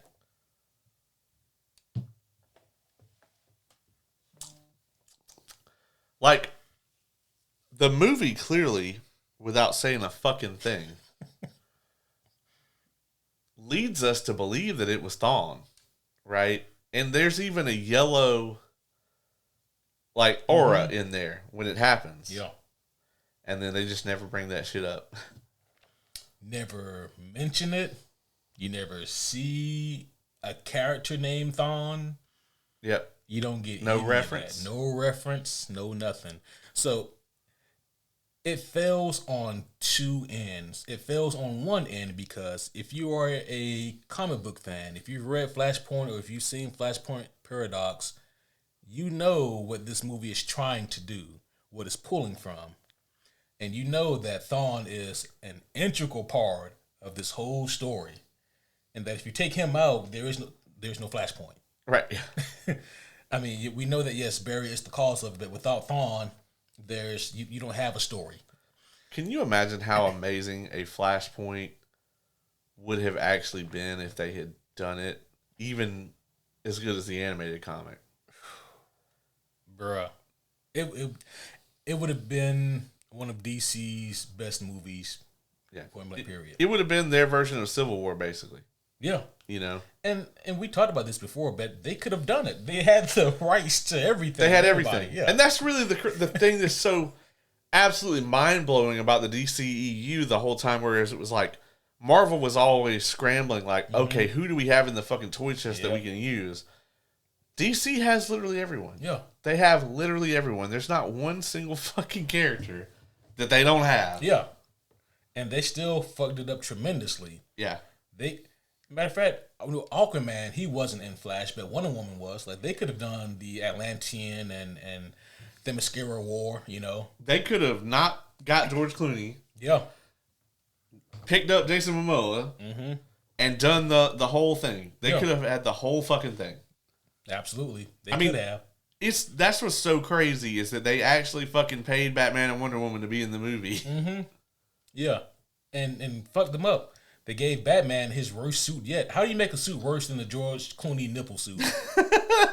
And the Batpod was weird, right? Yeah, it was this kind of weird, cringy CGI thing. It was the whole thing, the whole CG in that movie was all fucked up. Yeah. Yeah, it was bizarre. It was also weird seeing Batman having such a hard time dealing with just normal armed thugs. Is that the other movie where we were like pretty sure Gal Gadot wasn't on set with them most of the time? That was definitely the case for Shazam. I think that might have also been the case for this movie. Oh yeah, and Shazam, she was definitely on a soundstage somewhere. Yeah. Yeah. But like I said, the Flash movie fails in two parts because one, it disappoints you if you're a fan of the comic book and you know what they're trying to do and they just never do it. They choose not to. And then it fails on the other side too because if you're a casual, you're thinking that this is just a plot thread left fucking open. Right. You know? And for all we know, that's the case. So, I mean, right now the cops have Barry's dad locked up for murdering his mom. And as far as we know, he might have did it. Yeah, and Barry's like a terrible crime scene analyst because he got nothing. He got literally nothing. He ain't got a goddamn clue who did it. Yeah, there's not even anybody, you know. This is the very evident, like, this is the OJ thing where it's like, all right, well, if he didn't kill him, then who did kill him? Right. I guess we'll never know. We'll never know, yeah. And, like, bro, I remember when the trailers came out, it had so many theories. Like, the second Barry's actually thawing in disguise. Or I remember even sitting in theater, sitting through the entire shit show, coming to the end of the movie, I'm thinking, oh, we're finally going to get it now. Yeah, yeah. He's going to press the little thing, and the little yellow suit's going to come out. No. Nothing. So I don't know how that got past.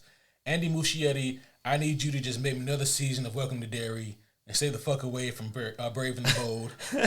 How the fuck? Okay, let's just also add in too, right? Like, how the fuck did they get like all of that into the movie and Michael Shannon Zod and still fucking up? Yeah.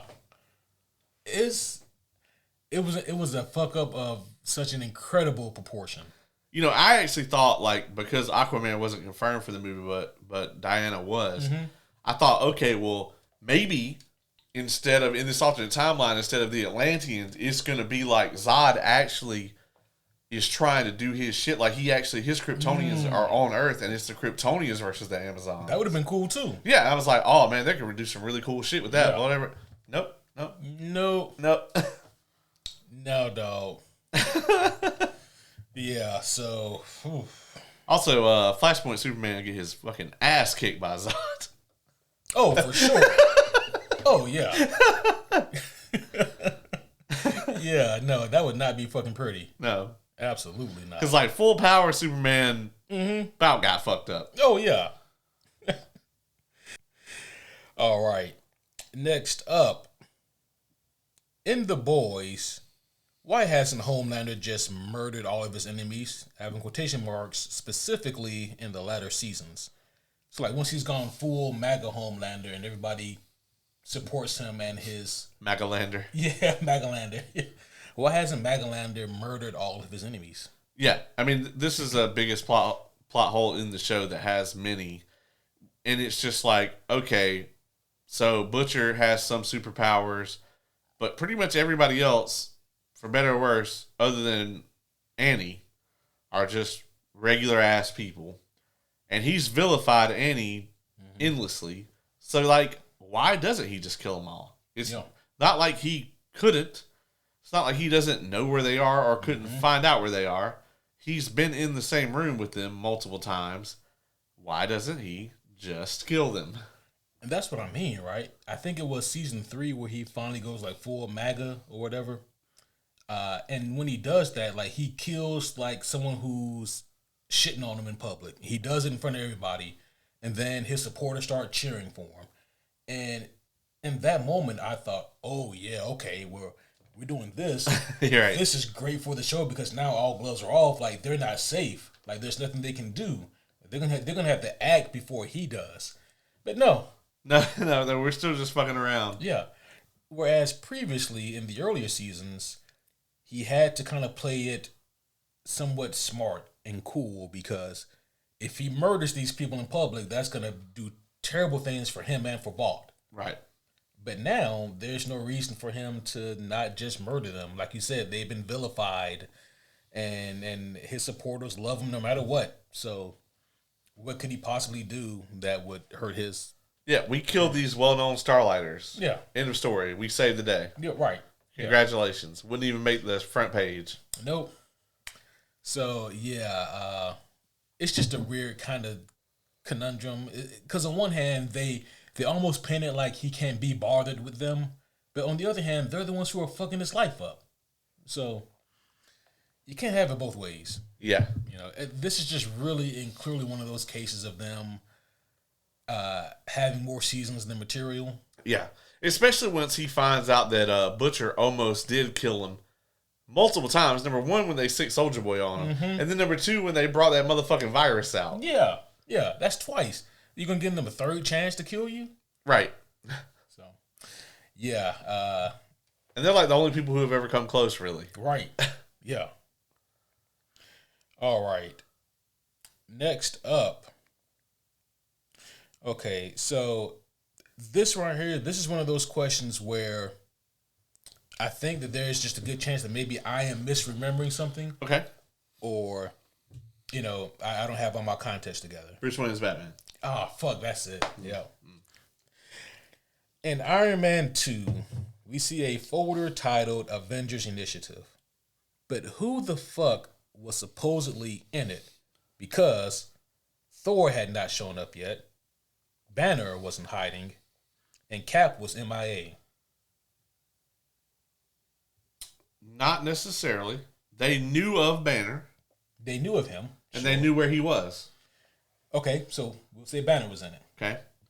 We actually don't know how long how long there was between when Steve wakes up at the end of Cap and when they initially found him on ice. Well, it's in the post-credit scene at the end of Thor, isn't it? He calls up, we see, what's his name? Coulson. Yeah, Coulson. Yeah. And he says, hey, we found them.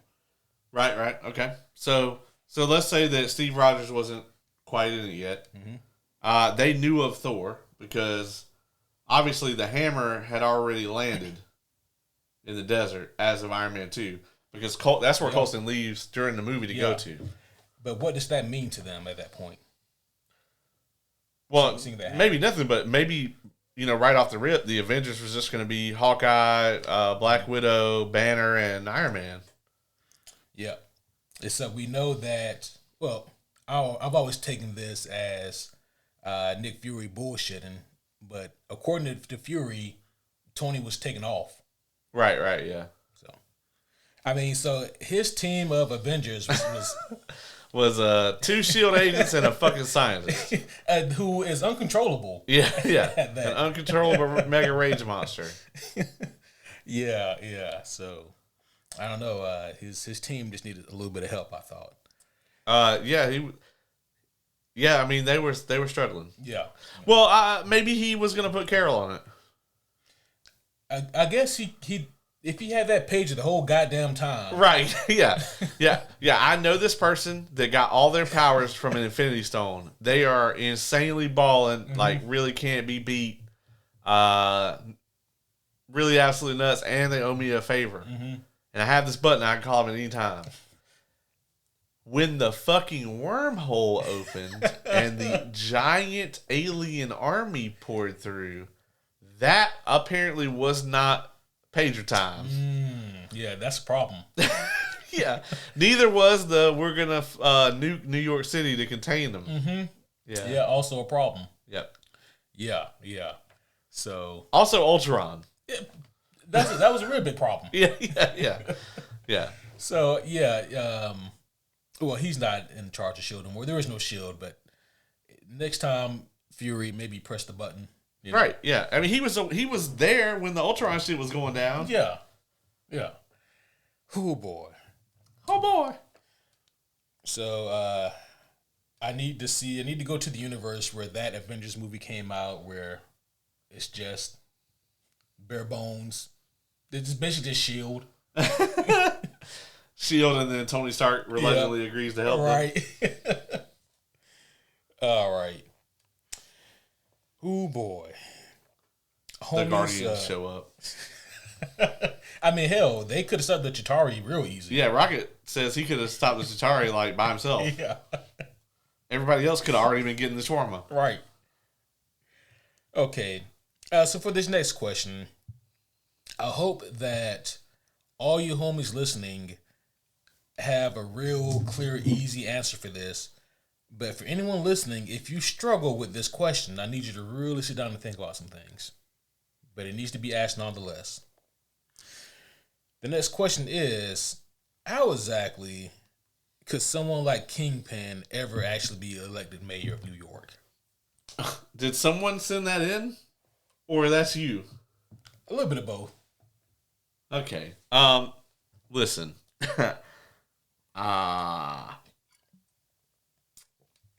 So how do I put this delicately? How could someone like Wilson Fisk, someone who is a bully, a criminal, not quite all there, very checkered past, history of not paying his employees, various dealings with other supervillains. How could someone like that possibly get elected into such a position of power? It does sound like fiction. It does sound like fiction. Yeah, I guess we'll never know. Yeah, I guess not. You know, it's one of those things. So, to the homie whose complaint about Born Again was it just wasn't realistic for Fisk to be elected mayor. Maybe you're right. Yeah. I can't think of any correlation to anything in real life. You know, even though they say that fiction often imitates real life, but I can't think of anything. Yeah, I mean, I'm sure there'd be some real world component that it would correlate to. Yeah. I mean, you feel like you have to suspend your disbelief to think that there would be enough people out there who will fall for the bullshit of a grifter. Multiple times. Multiple times. Yeah. But you know, it's weird, right? I mean, but these are the same people who also ask such riveting questions like, why are politics so involved in the X-Men? I don't know. Yeah. I don't know. Yep. I don't get it either. Yep. You know what? I guess if we ever get a chance to talk to Chris Claremont again, we'll have to ask him. You will have to ask him. Yeah. So, who knows? Hey, you know what? Some questions are just too difficult. That's right. You know, can't get them all. All right. This next one I thought was interesting just because of how powerful this person was. If Hela isn't stopped in Ragnarok, then who does stop her? Thanos. Would it have to come down to him? I guess. Well, I just think. Okay, so let's roll this back. So if Hela is not stopped, Yeah. In other words, if Ragnarok doesn't happen, right? Yeah. If Hela isn't stopped, then that means that we don't get Ragnarok, right? Yep.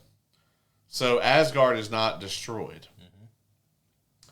So we do know that very shortly after Ragnarok happens, that's when Thanos shows up looking for the rest of the Infinity Stones. Yep. So he is going to come to Asgard for the stone that's there, which is the Power Stone, right? The Tesseract. Yeah, Tesseract. So, yeah, it's going to be Thanos. Do you think he stops her? Oh, do I think he wrecks hella shit? Yeah. Absolutely, yeah. Okay.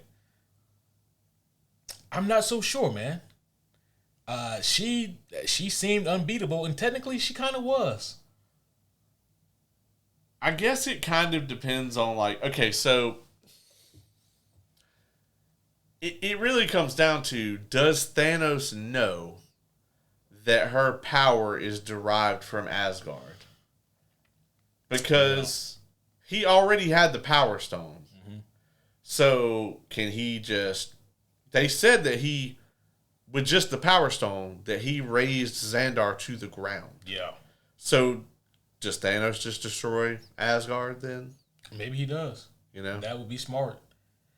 You also have to think, would Hela use the stone that she has access to? Right. Yeah. That would be the other question. Like, does she know what she has with the Tesseract? Right. I imagine if she has such a keen eye that she recognized the fake Infinity Gauntlet, I have to assume that she would know what her father has had. Yeah, what the Tesseract is. Yeah. Well, then again, though, Odin did hide that shit on Earth. Yeah. Maybe he was trying to keep it from her, yeah. True. Maybe that's one of the reasons he hid it on Earth with the Nazis. She's like, my father wouldn't hide it there. Yeah. But actually, that was an interesting question because she's one of the few villains in the MCU that isn't really stopped by the heroes. Yep. Okay, I got one more for you. Then we'll take this thing on home. Okay. This question I saved for last purposely. It is the big bad booty daddy of all these questions. I don't know what Scott Steiner has to do with this. But we'll find out in just a second. I think with this math, he could come up with a explanation for this. Okay. So, okay. The last question of this episode, Caleb, is how exactly did somehow Palpatine return in The Rise of Skywalker? Well, you see in the fight between Rey and Ben Solo and Palpatine, each of them theoretically would have a 33.3% chance of winning. But Rey's not going to fucking win, so you take her 33 and a 3% chance, and you add it into Palpatine's chance. And Palpatine has done beat just about everybody else, so you actually got to go ahead and give him like a 50% chance that brings him up to an 83 and a 3% chance, right? Okay. And then Ben Solo is just not going to win, so that actually gives Palpatine like a 112 and a 3% chance of winning. Okay. At sacrifice. In a three-way, yeah. Yeah. Of course. Yeah, absolutely. Oh man. I guess the real question here, I'm gonna answer your question with a question. Does the sequel trilogy just get worse by the millisecond? You can feel the panic coming off the screen. Yeah. You can feel them scampering. Like, I personally think, and I've caught a lot of flack for this, but I'm right, and this happens a lot when I'm right. Rise of Skywalker, I think, technically, is a worse movie than Last Jedi, like, just on paper. But it is a better Star Wars movie. Yep. Like, I don't think it's feasibly possible to make a worse Star Wars movie than The Last Jedi. Because Rian Johnson doesn't get it. He doesn't get anything about Star Wars. I love his Knives Out movies. I absolutely do. But here's the thing. Those movies all contain one-dimensional characters. By design, they require it, and they work there. Star Wars can't have that. Even, you got to understand that the original Star Wars trilogy came out in the 70s and 80s, and this is back when it was like, that's the good guy, that's the bad guy. Yeah. You look at all forms of everything, right? Like the A-Team. There was no sympathetic villain in the A-Team. The A-Team showed up and wrecked shit, and they went home. Yeah. Scooby-Doo showed up. They pulled a mask off the evil rich white guy, and that was it. There was nothing to the evil rich white guy other than he was an evil rich white guy. If you look at pro wrestling, you have somebody who fucking hates America or Jesus or whatever, and then Hulk Hogan would show up and he would beat them, and then everyone would cheer and they would go home. Yeah. Like, everything was very much black and white in terms of, like, we wanted to see the good guy and we wanted to see the bad guy. Mm-hmm. And in the midst of all of that, you have George Lucas build this incredibly complex villain who was the most iconic villain of the time in this very, I don't know about redeemable, but relatable, just this tortured figure in Anakin Skywalker, right? This, like, failed savior, you know? And that kind of flipped the whole, you know, chosen one thing on its head. That was this novel, incredible thing back then. So even at the very root of Star Wars, they didn't even have one-dimensional characters when that's what everyone wanted. Yeah. And that's what was popular in the culture. So you go to 2015, and we definitely don't fucking want it, right? It's impossible to make a worse Star Wars movie than The Last Jedi. Somebody will probably try. We have a lot of time left. Though that Rey movie's still being worked on. Allegedly. Allegedly. I don't think... I haven't seen them film not one fucking thing. But Rise of Skywalker is a worse movie, right? That movie's fucking terrible. Yeah. It's just one scene after another, and there's really no connectivity between the scenes, and they don't explain shit. And it's all by the seat of their pants. Like, not only is Palpatine alive this whole time, but he also has taught an entire Sith choir the words to Duel of Fates. And he also somehow has a ginormous fucking armada buried under the sand on Exegol of Star Destroyers, and every single one of them have Death Star rays on them. You know what happened, man? They were sitting in that boardroom meeting, and it was like 6 days before filming. and Kathleen Kennedy comes in there in a hurry, and she's like shoving fucking... what's the director's name? The one that kicked off of it? Yeah. Colin Trevorrow. Yeah. Yes.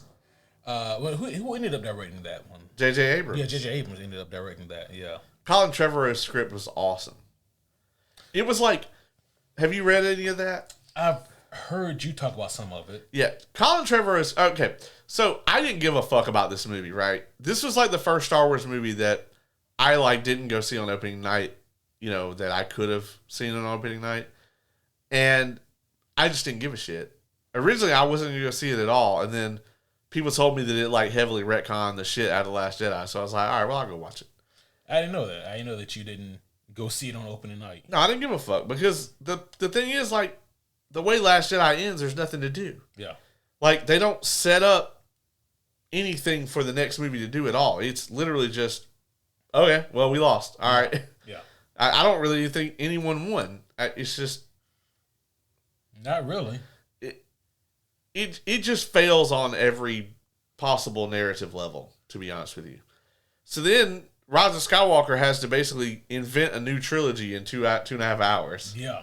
They're like, we got to roll with a new trilogy because, like, we have to set up a new villain and like, wrap up all these other angles and shit in 2.5 hours because the last movie wasn't interested in the movie that came before it, and it sure as fuck wasn't interested in the movie that came after it. No. This is what happens when you give the wrong person free reign to do what they want. Yeah. And so JJ was there for Force Awakens, obviously. Yeah. And why didn't he come back for? Was he not asked to do? They from jump, their plan was to just let each director do their own thing. So when Force Awakens was being filmed, Rian Johnson had already been given the treatment for Last Jedi. And originally at the end of Force Awakens, when they run into Luke, he was actually going to be sitting there meditating, and there was going to be all these rocks and shit floating above him. And Rian Johnson asked J.J. Abrams to take that out. He was like, don't have him use the Force at all in your movie. And J.J. Abrams was like, he's probably going to have him do something really cool. All right, yeah, man, we'll take it out. Well... Yeah, and then they had this mother die on a Skype call. Right. Yeah. But had him down to VR. Yeah, I was watching the thing the other day where Luke Skywalker or fucking Mark Hamill was actually talking about this whole thing. And, he's always been pretty critical of it, especially after, once the checks stopped coming and he don't give a fuck now. He's like, Luke Skywalker is the first motherfucker in the history of time to overdose on the Force. He's like, you don't think Yoda would have put something in about, use the Force, Luke, but not too much. Yeah, not too much. Turn to dust, you will. Yeah. Dog. Hit it easy, you must. Right. Yeah, you don't think Obi-Wan would have been like, use the Force, Luke, but don't hit that shit too hard? I feel like the last Jedi is really just 2+ hours of trying to find cool, introspective ways to subvert expectations. And it's terrible. Yeah. It's one of the worst things I've ever seen. And so, Last Jedi, there's so many things in it that don't make any fucking sense. How was Chewbacca not on that fucking freighter that gets destroyed? Why the fuck does Rey have weird-ass Force abilities that she never trained in, even though we actually finally do see her train in the movie? Why the fuck does anybody care that the First Order magically has jetpacks now? Why did they not already have them? What the fuck is Ben Solo doing? Why doesn't he just kill Palpatine in the beginning when he has the chance? There's just so many things that don't make any sense. The Palpatine return shit, the fact that we actually see Vader and the Emperor spend 20 years trying to get the Death Star built. Yeah. We see in Andor that they have an entire prison planet that's dedicated to making one piece of this space station. Right. One piece. Yeah. So the Emperor just, without anybody noticing this drain on resources in the galaxy, just yeets hundreds of these things under the ground on a random planet. The dagger in Rise of Skywalker is incredibly awful. So you know what I'm talking about? Vaguely. There's the MacGuffin where they find the Sith dagger. Oh yeah. And it has the ancient inscription on it, and Rey goes to where the Death Star crashed on Endor. Yeah. And holds the dagger up, and the shape of the wreckage matches what's in the dagger. Yeah. One of those. That shit. Number one, the Death Star wasn't there when that shit was allegedly written. They had no way of knowing it was gonna ever be built, and then fall exactly like this. And then let's just assume that you're going to believe in all of that contrived bullshit. How the fuck did Rey just happen to be standing in the exact right spot when there was a 360 degrees that she could have approached this thing from? She just so happened to walk up at the perfect place where this dagger would line up with the wreckage and point to where the Wayfinder was. Which, by the way, the MacGuffins in this movie all just lead to one another, but never actually benefit the characters in any way. No. Yeah, no. It's almost like just finding fragments of a map. Yeah, they're just trying to find Exegol, which, by the way, Ben fucking Solo went there at the beginning of the movie and knows exactly where it is. His redemption arc sucked. Oh, yeah. Honestly, for all the bullshit I give The Last Jedi, right? Near the end of that movie, there's that point where there's obviously the connection between Rey and Kylo Ren, and they're both trying to get each other to turn. Yeah. If you had either of them turn at that moment, I think that I wouldn't have loved the movie still, but I think that would have been a good version of subverting expectations. I think that actually would have been quite profound. If you would have either had Rey be like, yep, and give in and turn evil, or either way, if you'd have had Ben at that moment decide to come back, I think right then and there, it would have been perfect. But if you weren't going to have those characters do it right then and there, you don't do it at all. And nobody thought that moment was awesome when it happens. No. Okay, I'll give them at best them teleporting the lightsaber. Yeah. Just because they spent the whole movie setting it up so it would make sense. Right. But it was a cool moment. If there was going to be a cool moment, that was a cool moment. That's all I got. What about the Space Forces? No, that's awful. That movie does have the best lightsaber fight in it. The Rey and Kylo fight is pretty good. Of the sequel trilogy. Okay, I was like, when you say the best lightsaber... Yeah, of the sequels. No. Okay. At that moment, it was the best lightsaber fight that Disney had done at all. Yeah. But it's not even... I guess it's probably in the top 3 because to me, number 1 would be Sol and Kamir at the end of Acolyte. Okay, I haven't seen that one. Number 1. Number 2 would be Anakin and Obi-Wan in the Obi-Wan show.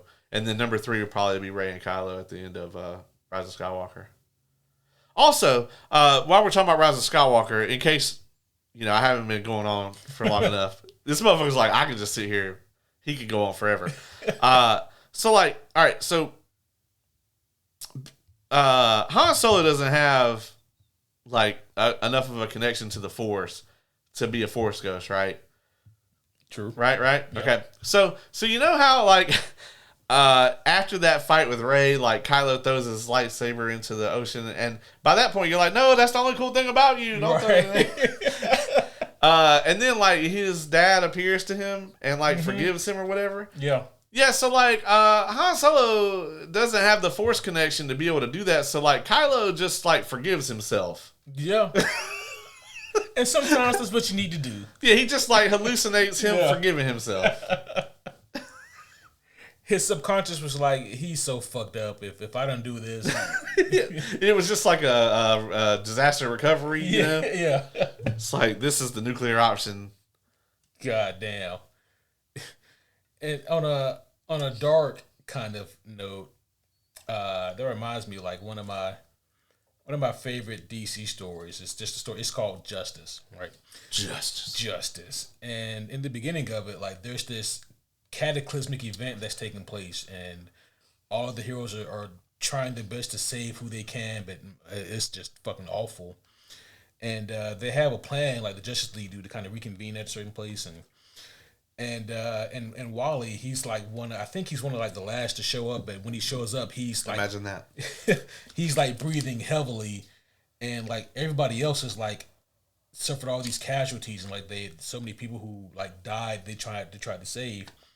And they're like, Barry, man, how are you? We were worried about you. He goes, man, I struggled, but man, I did it. I was able to save them all, but I almost died doing it. And they look at each other like, Barry, all those people died, And he was like, fuck, he was just so in his own head that he couldn't even fathom that he could let something like that happen. But lo and behold, he was just traumatized by it, made some shit up.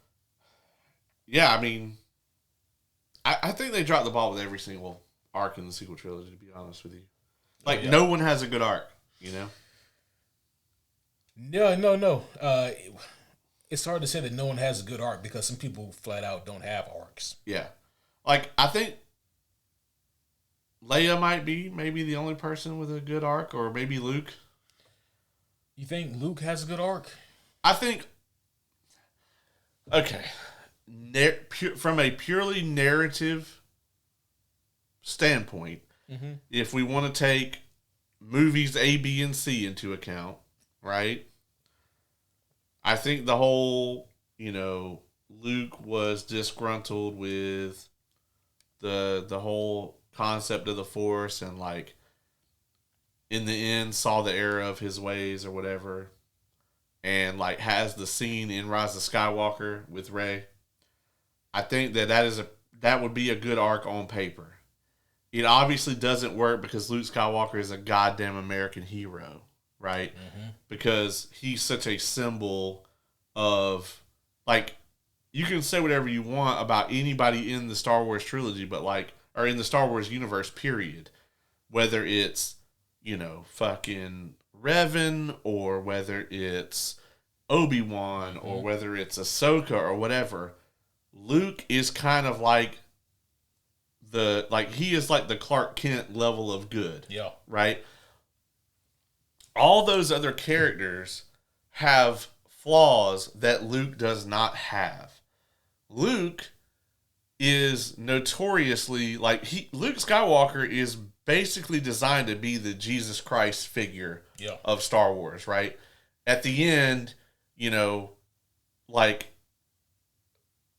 juxtapose it with like Mace, right? Mace Windu's fighting Sidious, and he's like, even Mace Windu, who is supposed to be this like beacon of justice or whatever on the council, is like, no, he can't stand trial. He's too dangerous. We have to kill him. Yeah. Yeah.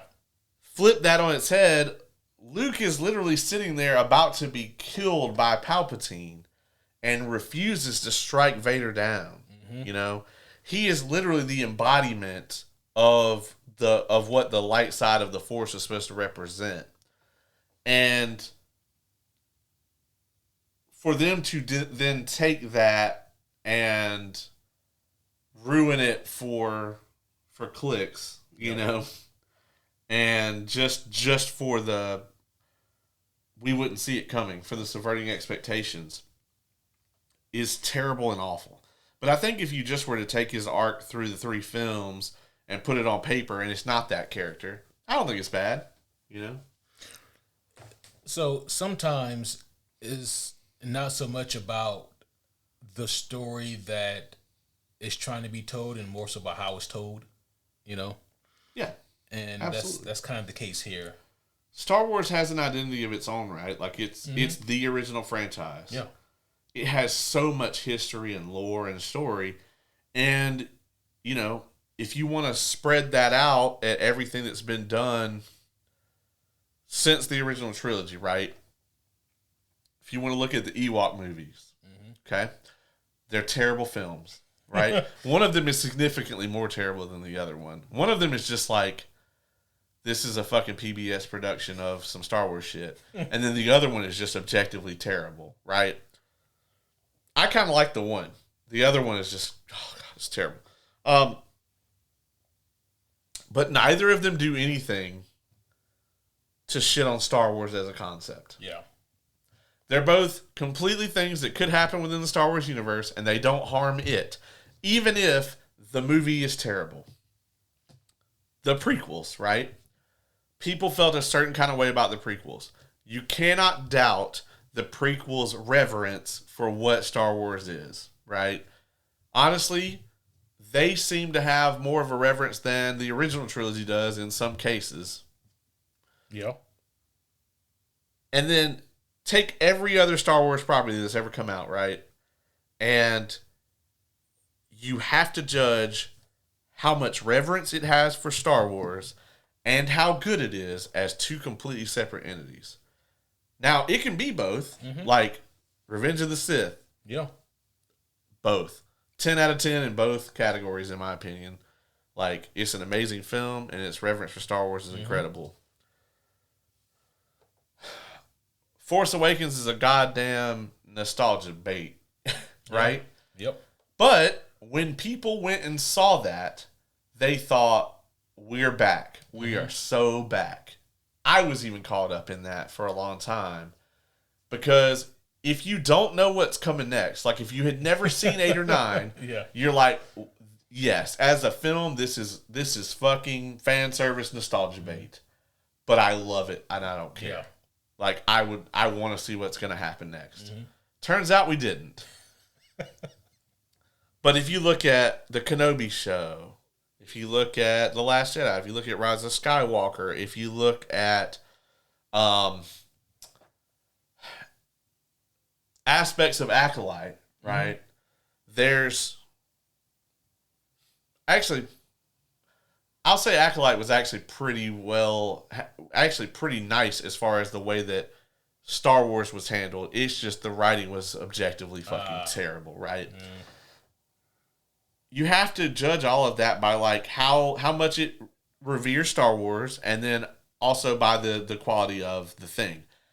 The first one is more important across the board for Star Wars fans. It has Every to feel time. like Star Wars. Yeah, like fucking Clone Wars has more bad episodes than it has good episodes. It has some incredible episodes. Don't get me wrong, and especially as it went on, like the last season is almost entirely amazing. But like you don't care because you're playing around in the sandbox that you know and love. Right. You don't want to go play in the other sandbox. You like this sandbox. Yeah. You know? And who's shit in this sandbox? Yeah, if somebody comes and shits in your sandbox, you don't really care. Like beyond that, fuck them. Yeah. You know? And like that's why I think Star Wars as a fandom is looked at as being so like just derisive, right? Like they're just you look at people say, you know, all Star Wars fans are fucking terrible. And they're probably right, you know? But I think a lot of that comes from every generation has what Star Wars is for them. Yeah. And they also judge every Star Wars thing by how much it does or does not shit on what their opinion of Star Wars is. Yeah. You know? Except for us, we're just right. Yeah, I mean, you know? of course. Yeah, of course. We stand above everyone else. Yeah, I mean, we're just right, and the way that we view it is, you know... Yeah, is biblical, basically. Correct. Yeah. Yeah, you know, I guess the thing about, like, Star Wars, or more so about their fandom, is I think that you were very succinct in what you just said about how every generation kind of views it through the lens of what they think Star Wars is or should be. And everything is kind of judged off of that merit. But it's like at the same time, though, I don't know if that makes them better or worse than any other toxic fandom. Oh no, I'm not claiming that. No, not at all. And so I also think too, a lot of people think, I know people that are our age and people older than us that think, okay, well, the Gen X people, they had the original trilogy and they hate the prequels. And so everyone thought that the prequels sucked, but our generation loves the prequels. Yeah. And so the prequels are revered now. Basically, the original 6 are all just loved as this one entity. And there are people that believe that this is merely a time thing and that in another 10 years that there will be that the Gen Z and the Gen Alpha kids are going to be like, we love all 9. The sequel trilogy is our shit. It's not. That's never going to happen. Children do not like those films. Anybody that I know that's like young on the younger side that enjoys Star Wars, Clone Wars, Rebels, some of the Disney stuff. I actually know a lot of people that were really into Skeleton Crew. Oh, okay. Yeah. It's not for me, but like that was like very much I think geared towards kids. Even some people out there that really love Acolyte or like saw like the Kenobi show and got into I don't know why you would, but you know, that's the things that people are into. I think Clone Wars and Rebels is that generation's Star Wars and Mandalorian. Yeah. You know, people are really into Mando and Grogu. Because Mando was really a thing that parents could watch with their kids. They could put it on, and they're watching Star Wars, and their 4 or 5-year-old just wants to see whatever fucking Baby Yoda was going to do. Yeah. Did you hear the pain in me saying that? Like, I had to force that out. You did, yeah, because you're one of those Grogu purists. Because that's his fucking name. Okay, but that's not his title, though. His title has been deemed Baby Yoda. I'm just on the outside here looking in and, you know, seeing what different people call him. His name is Grogu. I'm aware. I'm just saying. I'm just representing the people. Calling him Baby Yoda is fucked up, dog. Because he's just a small version of another person they know. Hey, we've done worse things as society. Far worse things. I'm just saying, man, it's insanely racist to call him Baby Yoda. He can take it as you are a baby version of one of the most beloved and most powerful characters in all of the Star Wars universe. Okay. All right. Fair enough. Sure. Yeah, you know. Now, what other people mean when they call him Baby Yoda, you know. So, like, when Miles came along, if we just call him Baby Peter, that would have been fine. Well, I thought you were going somewhere else with that for a second. And I was like, they already do call him that. Oh, no. Oh, no.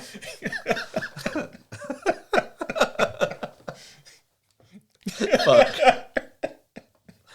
Oh man, what if like Yoda becomes a slur for like their entire race? Oh no, they gotta take that word back and make it powerful again. You know?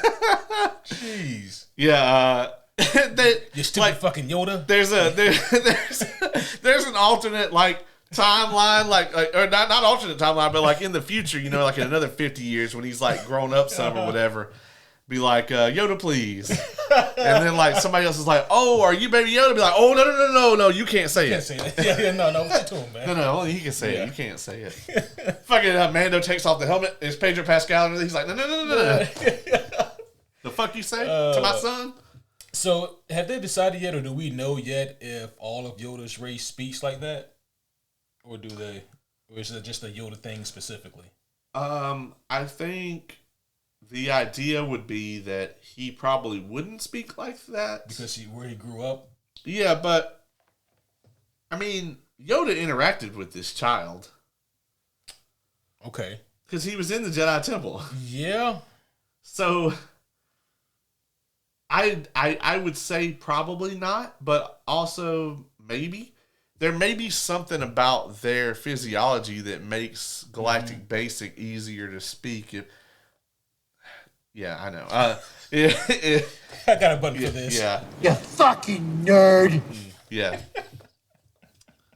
Yeah. Lauren reset my ass on the year-end review. Kay had that up on the TV in our room the other day, and I was kind of like, we started talking about the Lord of the Rings audiobook, and I like paused my game and took my headphones off so I could like see how bad my face was. Oh, dog. Like, I'm glad I was sitting between the two of y'all. Yeah, I was just like, and then I just was like,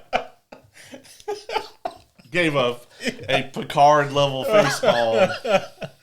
Oh, shit. Like, you can see it on the video, like, my mind completely rebooted. Oh, yeah. Yeah, I noticed when I was editing it, I was like, oh, yeah, I know what part this is. Yeah. Without even... Yeah. Oh, shit. I was like, oh, like, she didn't mean it, you know? You just assume that, like, I try not to be that guy. Like, me and you both know a lot of, like, actor names and stuff. And I try not to be that guy and just assume that everybody knows these kinds of things. But, like, when someone's, like, a huge Lord of the Rings nerd, you just assume that they would know who Andy Serkis is. Yeah. It would be similar to, like, if I didn't know the guy that played Iron Man. Right, You yeah. know?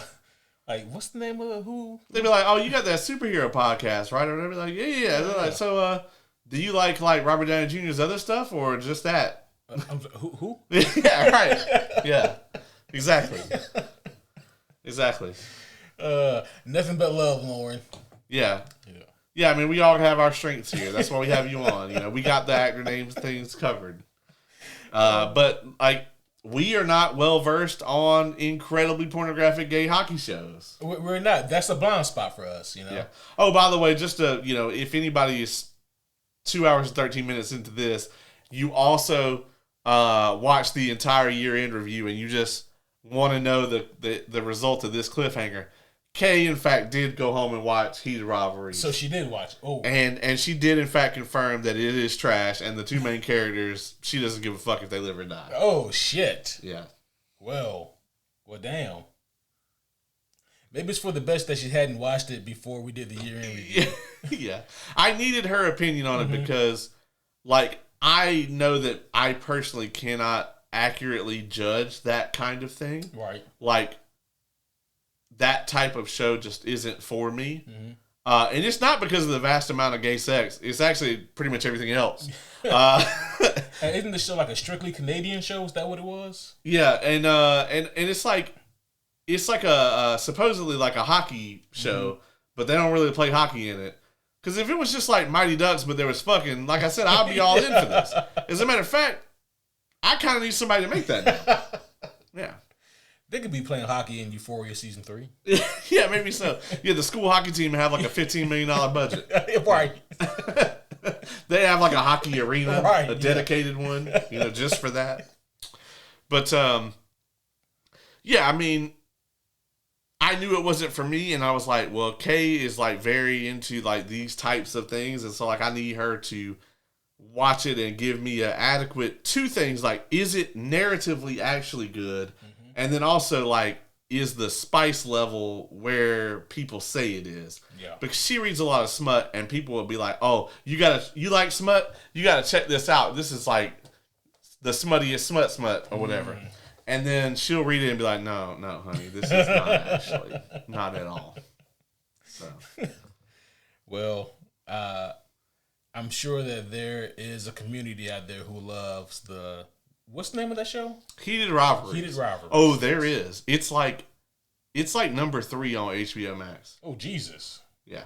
God damn. And like, you know, being the number 3 show on the number 3 streaming network, it doesn't really sound that dope, but for like just a show that nobody ever heard of, it's, you know, it's doing pretty well. Yeah. So, damn. Yeah. Well, I can't think of a more suitable way to end. Is this the last episode of the year? Well, unless we're planning on reviewing the 3 Christmas episodes of Stranger Things before New Year's Eve. It's possible. We would have to do that like Monday. Yep. I guess we can see if Oz is available. Yeah. Get his bum ass out here. Because if we try to review all 4 of them, I think that's going to be forever. Yeah, no, yeah, we got to break that up, do another 3, and then the 1, and then the 1. Yeah. / Henry / Mr. Woodson / Okay. There's another, right? Isn't he? Henry. He had a name when he was at the janitor. Where he first introduced himself. It's like Frank or some shit like that. You know what I mean? Yeah. I don't know. Fucking / Henry / Victor / Vecna / 1 / Mr. Woodson. Well, homies, that's gonna be all for this one. We have taken you all over the road and back again. Yep. And hopefully you guys have enjoyed this one.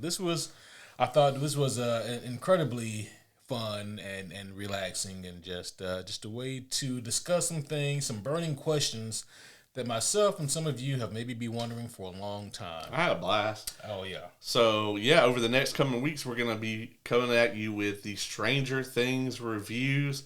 We need to do Mighty 9. Oh, yeah. Because that's about to be over. And then, of course, as we've said, what we have coming up, the event that you wait all year for, the Homie Awards. I know that the homie Dylan has picked out his finest suit for this endeavor. It's going to be something. You know, out of all the amazing episodes we do every year, like, there's some that we do every year. Like, the year-end reviews want to look forward to at the end of the year. But at the beginning of the year, I'm always looking forward to the Homie Awards. So. Yep. And I actually have something special this year. So we got Hans Zimmer again, as I told you. You did, and his rates went up. Yeah. But we actually tracked down the entire 72-piece orchestra that they hired for the 1994 Fantastic Four movie. And he's going to be bringing them in as well. That's definitely way over budget. Yeah, I'll let you worry about all of that stuff. Yeah. I just bring in the talent, and then I'll let you worry about the money. Yeah. I know we said we are going to take this thing home, but have you seen the Odyssey trailer? No. All right, well, folks, we're going to go ahead and wrap this thing up so Caleb can watch the Odyssey trailer. Yeah. I don't give a fuck about this anymore. I'm sorry. Well, homies, that's going to be all for now. We will see you guys again very soon. But until then, my name is Superhero Homie Q. I'm Superhero Homie Caleb.